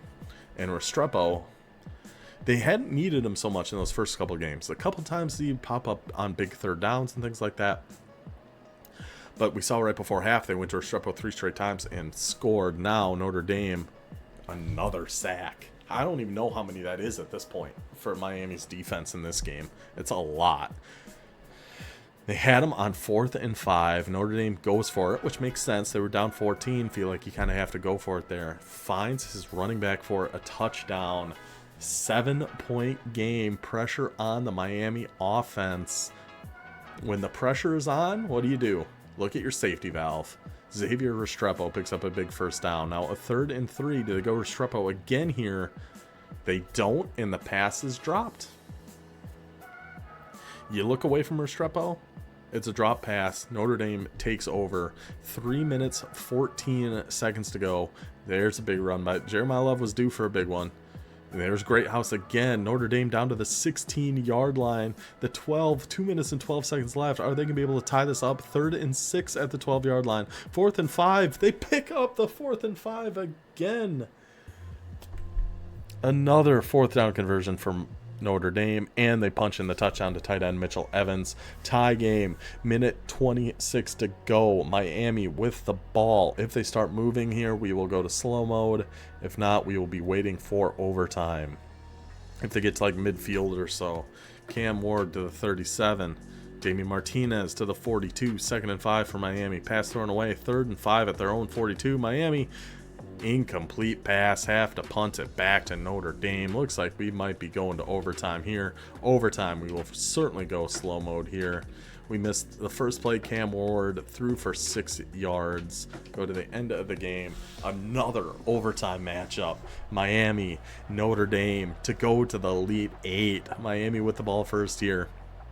Play fake to Damian Martinez. Cam Ward. Ooh, that was a risky ball. Oh my goodness, was that a risky ball. Oh man. Okay, Cam Ward now, 3rd and 4 at the 19-yard line. They do run it with Martinez, nowhere to go. They take the ball out of Cam Ward's hands on 3rd and 4 in overtime, and now they have to settle for the field goal. Oh, Miami. At least make the kick. Okay, kicks up, kicks good. Now Notre Dame has the ball with a chance to walk it off with a touchdown and go to the Elite 8. Just like we saw Is that, who was that did that? Indiana. Indiana did against UNLV to get to the Sweet 16. We'll see if what's happening? Does it think overtime just started? What's going on? Okay, I think we're good. I guess we'll find out after this drive. Pressure's getting in there. Went for the play action to try to slow down the pass rush a little bit. It did buy him enough time. He was able to find his check down to his halfback. A gain of 5 for Riley Leonard and the Fighting Irish. 2nd and 5 now at the 20. They go with the run to Jeremiah Love. Gobbled up. Swallowed him up. 3rd and 3. Notre Dame. Where do you go here if you're Notre Dame? Great House, probably. Nobody can guard Great House. That's where I'd be looking. He's got time. No, he does not have time. Riley Leonard did have time. He tried to make a play with his feet, tried to roll out there. Bain was waiting for him. Apparently cracked his ribs there too. Oh gosh, Sebastian, you are terrifying looking. It's now 4th and 15 for Notre Dame. 47-yard field goal to extend to go to double overtime, or Miami's going to the Elite 8. Double overtime or Elite 8? Let's see. Kicks up. We can never tell from this angle. No good! Kick is no good! Kick is no good! The Miami Hurricanes are moving on to the Elite 8. Notre Dame misses the field goal. Unreal. Unreal. So now Miami will await the winner of Indiana and Minnesota. See who's going to the Final Four. Wow. Wow, Miami. Our second Sweet 16 matchup, 3 seed Indiana and 85 overall. 10 seed Minnesota and 84 overall. Very, very even matchup. Both skated by in their last games. I got to be pulling for my Minnesota boys in this one. Either way, I don't love their matchups against Miami. But still, let's keep the dream alive. Come on, Gophers. Come on, boys. Let's see who is going to take on the challenge of the Hurricanes in the Elite 8. Minnesota starting with the ball. And a turnover on the second play. Second play turnover sets up Indiana at the 21. I was just going to say Minnesota's offense hasn't been great.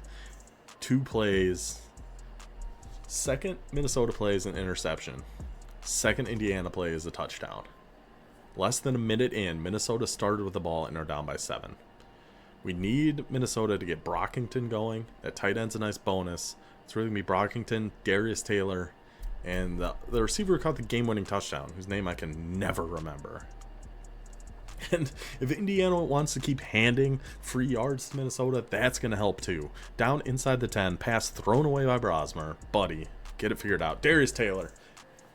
Touchdown, Gophers. That's how you respond, boys. Get punched in the mouth within a minute of the game starting. Then you come back and punch them right back. March down the field. Touchdown, Gophers. Tie it up here with Indiana. Now the defense might be an issue.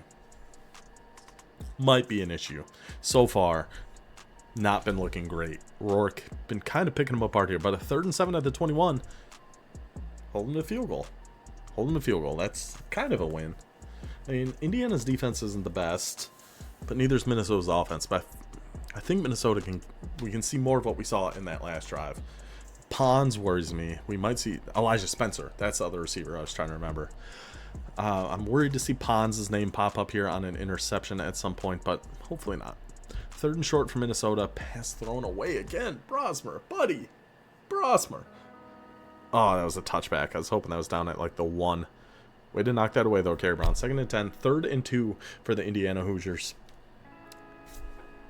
3rd and 2, 2-yard rush. That time you're short, buddy. Sorry. That time you're short. Minnesota takes back over. Still only down by 3. Just get a drive going. I've never heard of that tight end in my life, but good play. good play, buddy. Taylor for 2. Pass knocked away. 3rd and 8. Brosmer. No, they go for the run there, and Taylor gets stuffed. Touchback. Minnesota's playing with fire here because Indiana does have a good offense. And if we fall behind early, it's going to be hard to catch up because they're hard to get stops on. We've gotten a few stops, but haven't taken advantage. And those are going to add up because it's a lot of pressure on your defense to stop this Indiana offense. They are marching again down to Minnesota's 25. Rourke takes it himself for a gain of 5. Minute left in the half.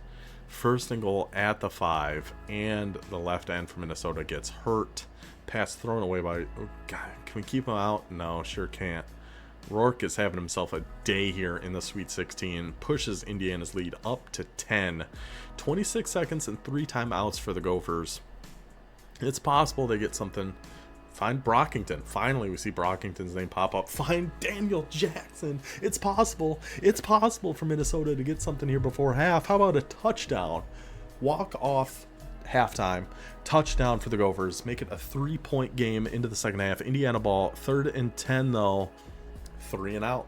Didn't even get a yard. Didn't even move the ball an inch. Minnesota takes back over right around at midfield. Down by 3. Come on, Brosmer. Whatever we did before half. Interception. Oh. What's happening? It was an interception, apparently, but with some penalty. I don't entirely know. But Indiana got the ball back. That's what we know for sure. And they went 3 and out again. They actually went backwards that time. So far in the second half, Indiana's had the ball twice for -2 yards. Minnesota's got it back at midfield here. Brosmer throws it away again. Then a 3-yard rush for Daniel Jackson. 3rd and 7. Pass thrown away again by Brosmer. More good opportunities, all wasted by this Gophers offense here so far in the second half. Still only down by 3, though, but still, what I was saying before, so much pressure on the defense to play perfectly, and again, another 3 and out.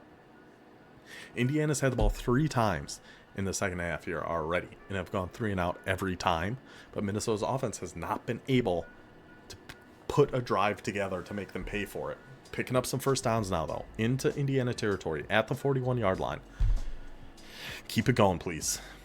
3rd and 4 at the 35. Another I told you. I told you I was worried about seeing Pons' name pop up for an interception, and we do. And another stop by the defense, though. Minnesota pinned him at the 1. Like, that was field goal range Minnesota was in before Pons got that interception. But Darius Taylor rips. This is where these drives have died, though. They've gotten to midfield, and then this is where these drives have died. This one, too. Rest in peace to this drive as well. Gets to midfield, hits the force field apparently Indiana's put up in that spot. Interception! First and goal at the 2. Darius Taylor in for the touchdown. Minnesota. Minnesota.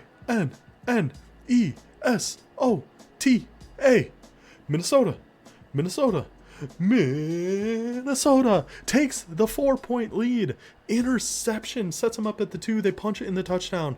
Indiana with the ball at their own 36. 3rd and 10. 4th and 1. Minute 50. They pick up the first. I gotta go slow mode for this one. This game means a lot to me. I gotta go slow mode for this one. And they just picked up 21 yards. We missed that part. Okay. Indiana down by 4 with the ball. Minute 25 and counting. Minnesota's 31-yard line. Curtis Rourke drops back to pass. Takes the check down. Good hit. 45. Good hit. Make him feel it. If you can get the check down, you at least got to make him feel it. Gain of 6 for Indiana. Going to the hurry up here. The 26-yard line of the Golden Gophers. Can this defense hold up yet again? Goes to the left flats. Wide open. Gain of 8 there. Minute 1 remaining. Both teams, all their timeouts still. If you're Minnesota, if they're going to score, you want them to score like right now. You want them to score like right away. Indiana's taking his timeout, which is great for Minnesota. 2nd and 4, Minnesota's 11-yard line. 4-point game. Gosh, come on, Gophers. Right over the middle. It is open. It is a touchdown for Indiana. Finds his tight end on, looked like a post, or probably a post. Finds the gap. 54 seconds left. Indiana's going to go up by 3. Minnesota's going to get the ball back here. All their timeouts. Only need a field goal for another overtime game. What a throw by Rourke. Just great throw. The Minnesota lackluster kick return at their own 15 now. 51 seconds. Let's see what Brosmer can get going here. Oh, pressure was coming in. Just get out of bounds. Get yards. Get out of bounds. Okay. Gain of 4. Can't afford. We'll take those. Yeah, that left end for Indiana was coming in hot there. So take your check down. That's fine. You got... Oh, nope. You don't got time. You don't got time. I lied to you. I lied to you, Max. Both edges come in for Indiana. 3rd and 19 now. Minnesota had to use one of their timeouts. 43 seconds left at their own 6. Oh, I was so excited when they got that interception. And it's going to be a safety. Indiana's story will continue for one more round. They will head into the Elite 8 to take on the Miami Hurricanes. Gosh, I really thought Minnesota had it. I really thought Minnesota had it there. The interception, ball at the 2, punching that touchdown, up by 4. Just need that defense to get a stop. Can't do it.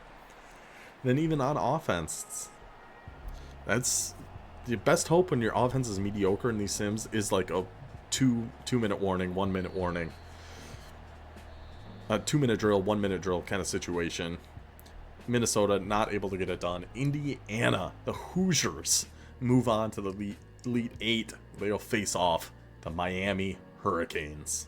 It is our 3 seed Indiana against our 5 seed Miami. Indiana at an overall disadvantage, 85 overall to the 90 overall Miami Hurricanes. I've written Indiana off a couple times, and they keep proving me wrong, so we'll see. Again, Miami was my pick, though, and somehow I got it right in the Midwest. With it, again, I don't want to spoil it. And we might get it right in this one, too, somehow, some way. But I wouldn't be too upset if Indiana pulled it off and got to the Final Four either. So, either way, I feel like a little bit of a winner. I wish it was Minnesota against Miami, but it is what it is. Let's find out who is headed to the Final Four. It'll be Miami starting with the football in this one. Let's see what their offense can do. Again, Indiana's defense just isn't the best.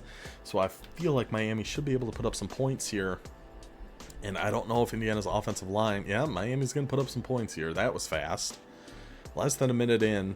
Was that 3 plays? 4 plays? Miami in for the touchdown. The big thing is going to be Indiana's offensive line. Can they hold up against Miami's defensive line? Something no other team has really been able to do yet. We've seen, I think, Miami's gotten at least 3 sacks in every game, I want to say. But Indiana answering back here. 2nd and 7, 3rd and inches, down to Miami's 27-yard line already. Just thank you for running the ball on 3rd and inches, Indiana. They got a 1st and goal at the 8. Indiana punching right back at the Hurricanes here with Curtis Rourke and this offense. Tyson Lawton in for the Hoosier touchdown. 1 drive, touchdown Miami. 1 drive, touchdown Indiana. This could turn into a bit of a shootout. Wouldn't shock me at all between these 2 offenses. If they can keep Damian Martinez in check, I think that's a big thing for Indiana.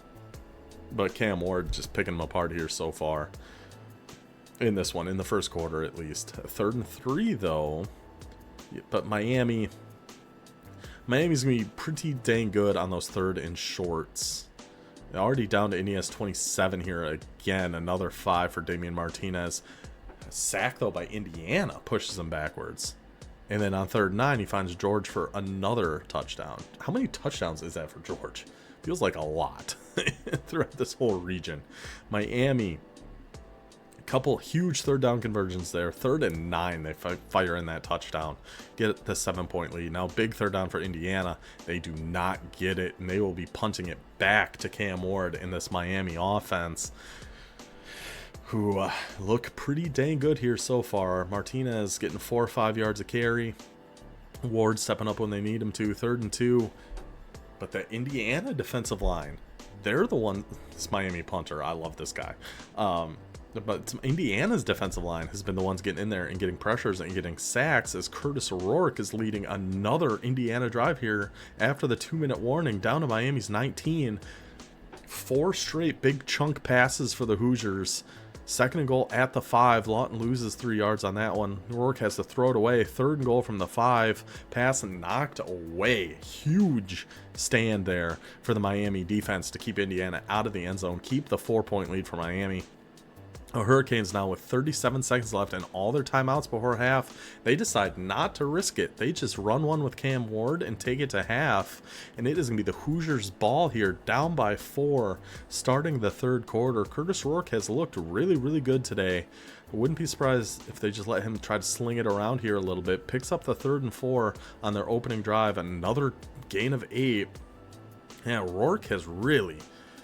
I mean, the big thing that we haven't seen so far, we still might, is that the Indiana offensive line is holding up very, very well against that Miami pass rush, much better than any other team has. That's been the big thing. And then Rourke gets him down to the 1-yard line, punch in another Lawton touchdown.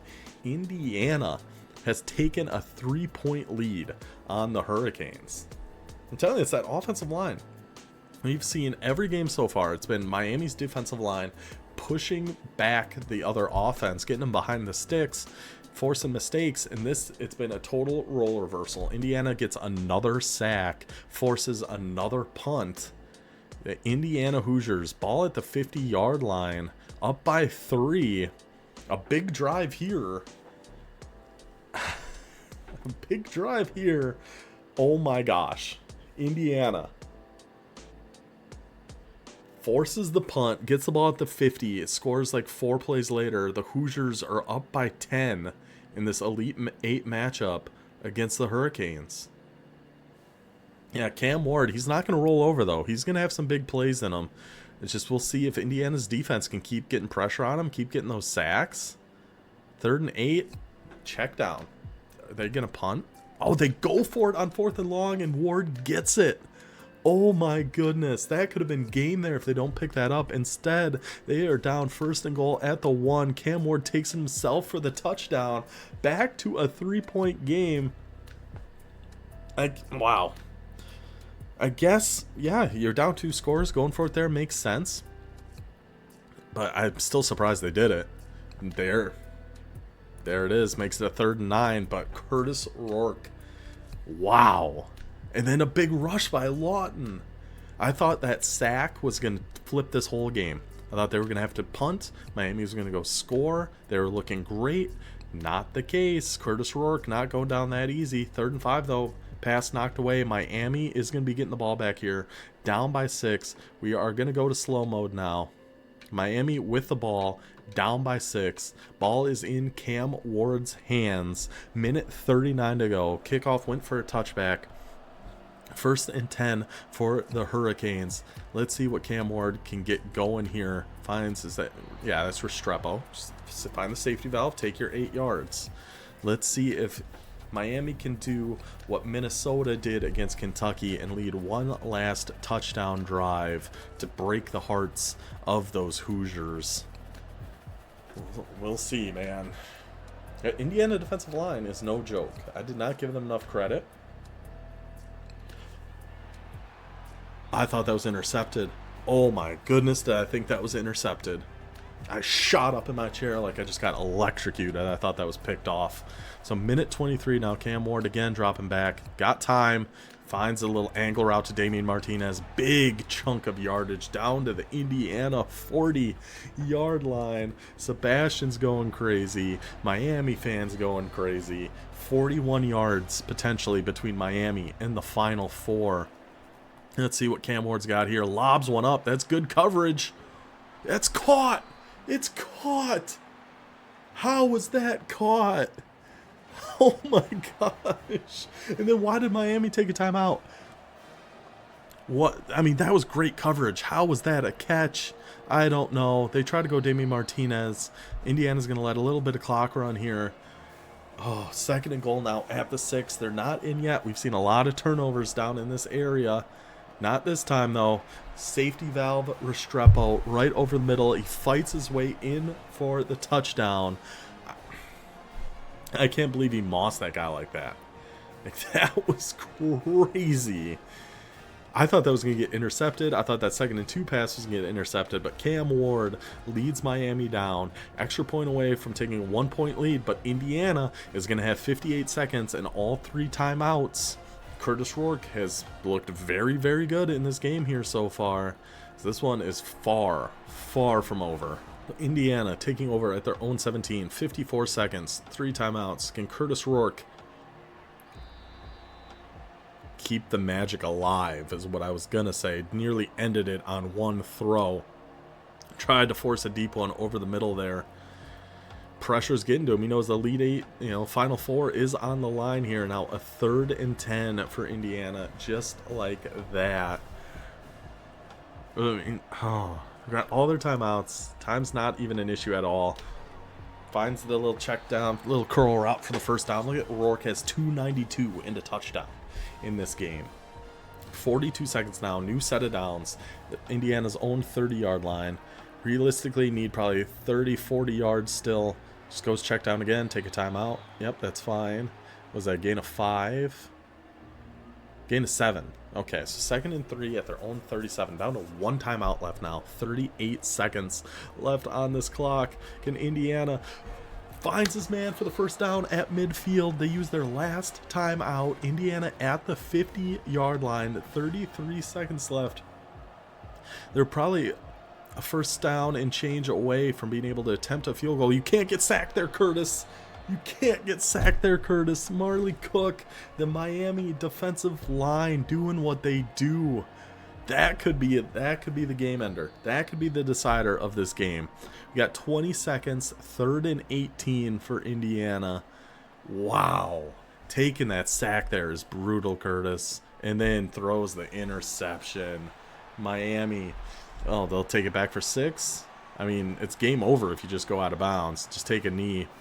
Wow, what an ending. The Miami Hurricanes. I found myself rooting for Indiana at the end of that one. I'm going to be honest. I picked Miami, but I was really pulling for Indiana to sneak that one off. But number 5 seed, Indiana, will be headed to the Final Four out of the East region. Man, there were some crazy games in that one. Indiana could have lost a lot of times. Miami was definitely the best team, I think, throughout that whole thing. They looked very good their whole run. They killed Virginia Tech. They absolutely destroyed Iowa State. Snuck by Notre Dame by the skin of their teeth. Miami, I still can't believe he caught that one. Miami is your Final Four participant from the East. So I hope you guys enjoyed that East region. Next is going to be West, where you'll find out who will be facing Miami in the Final Four. I will see you guys then. Until then, take it easy.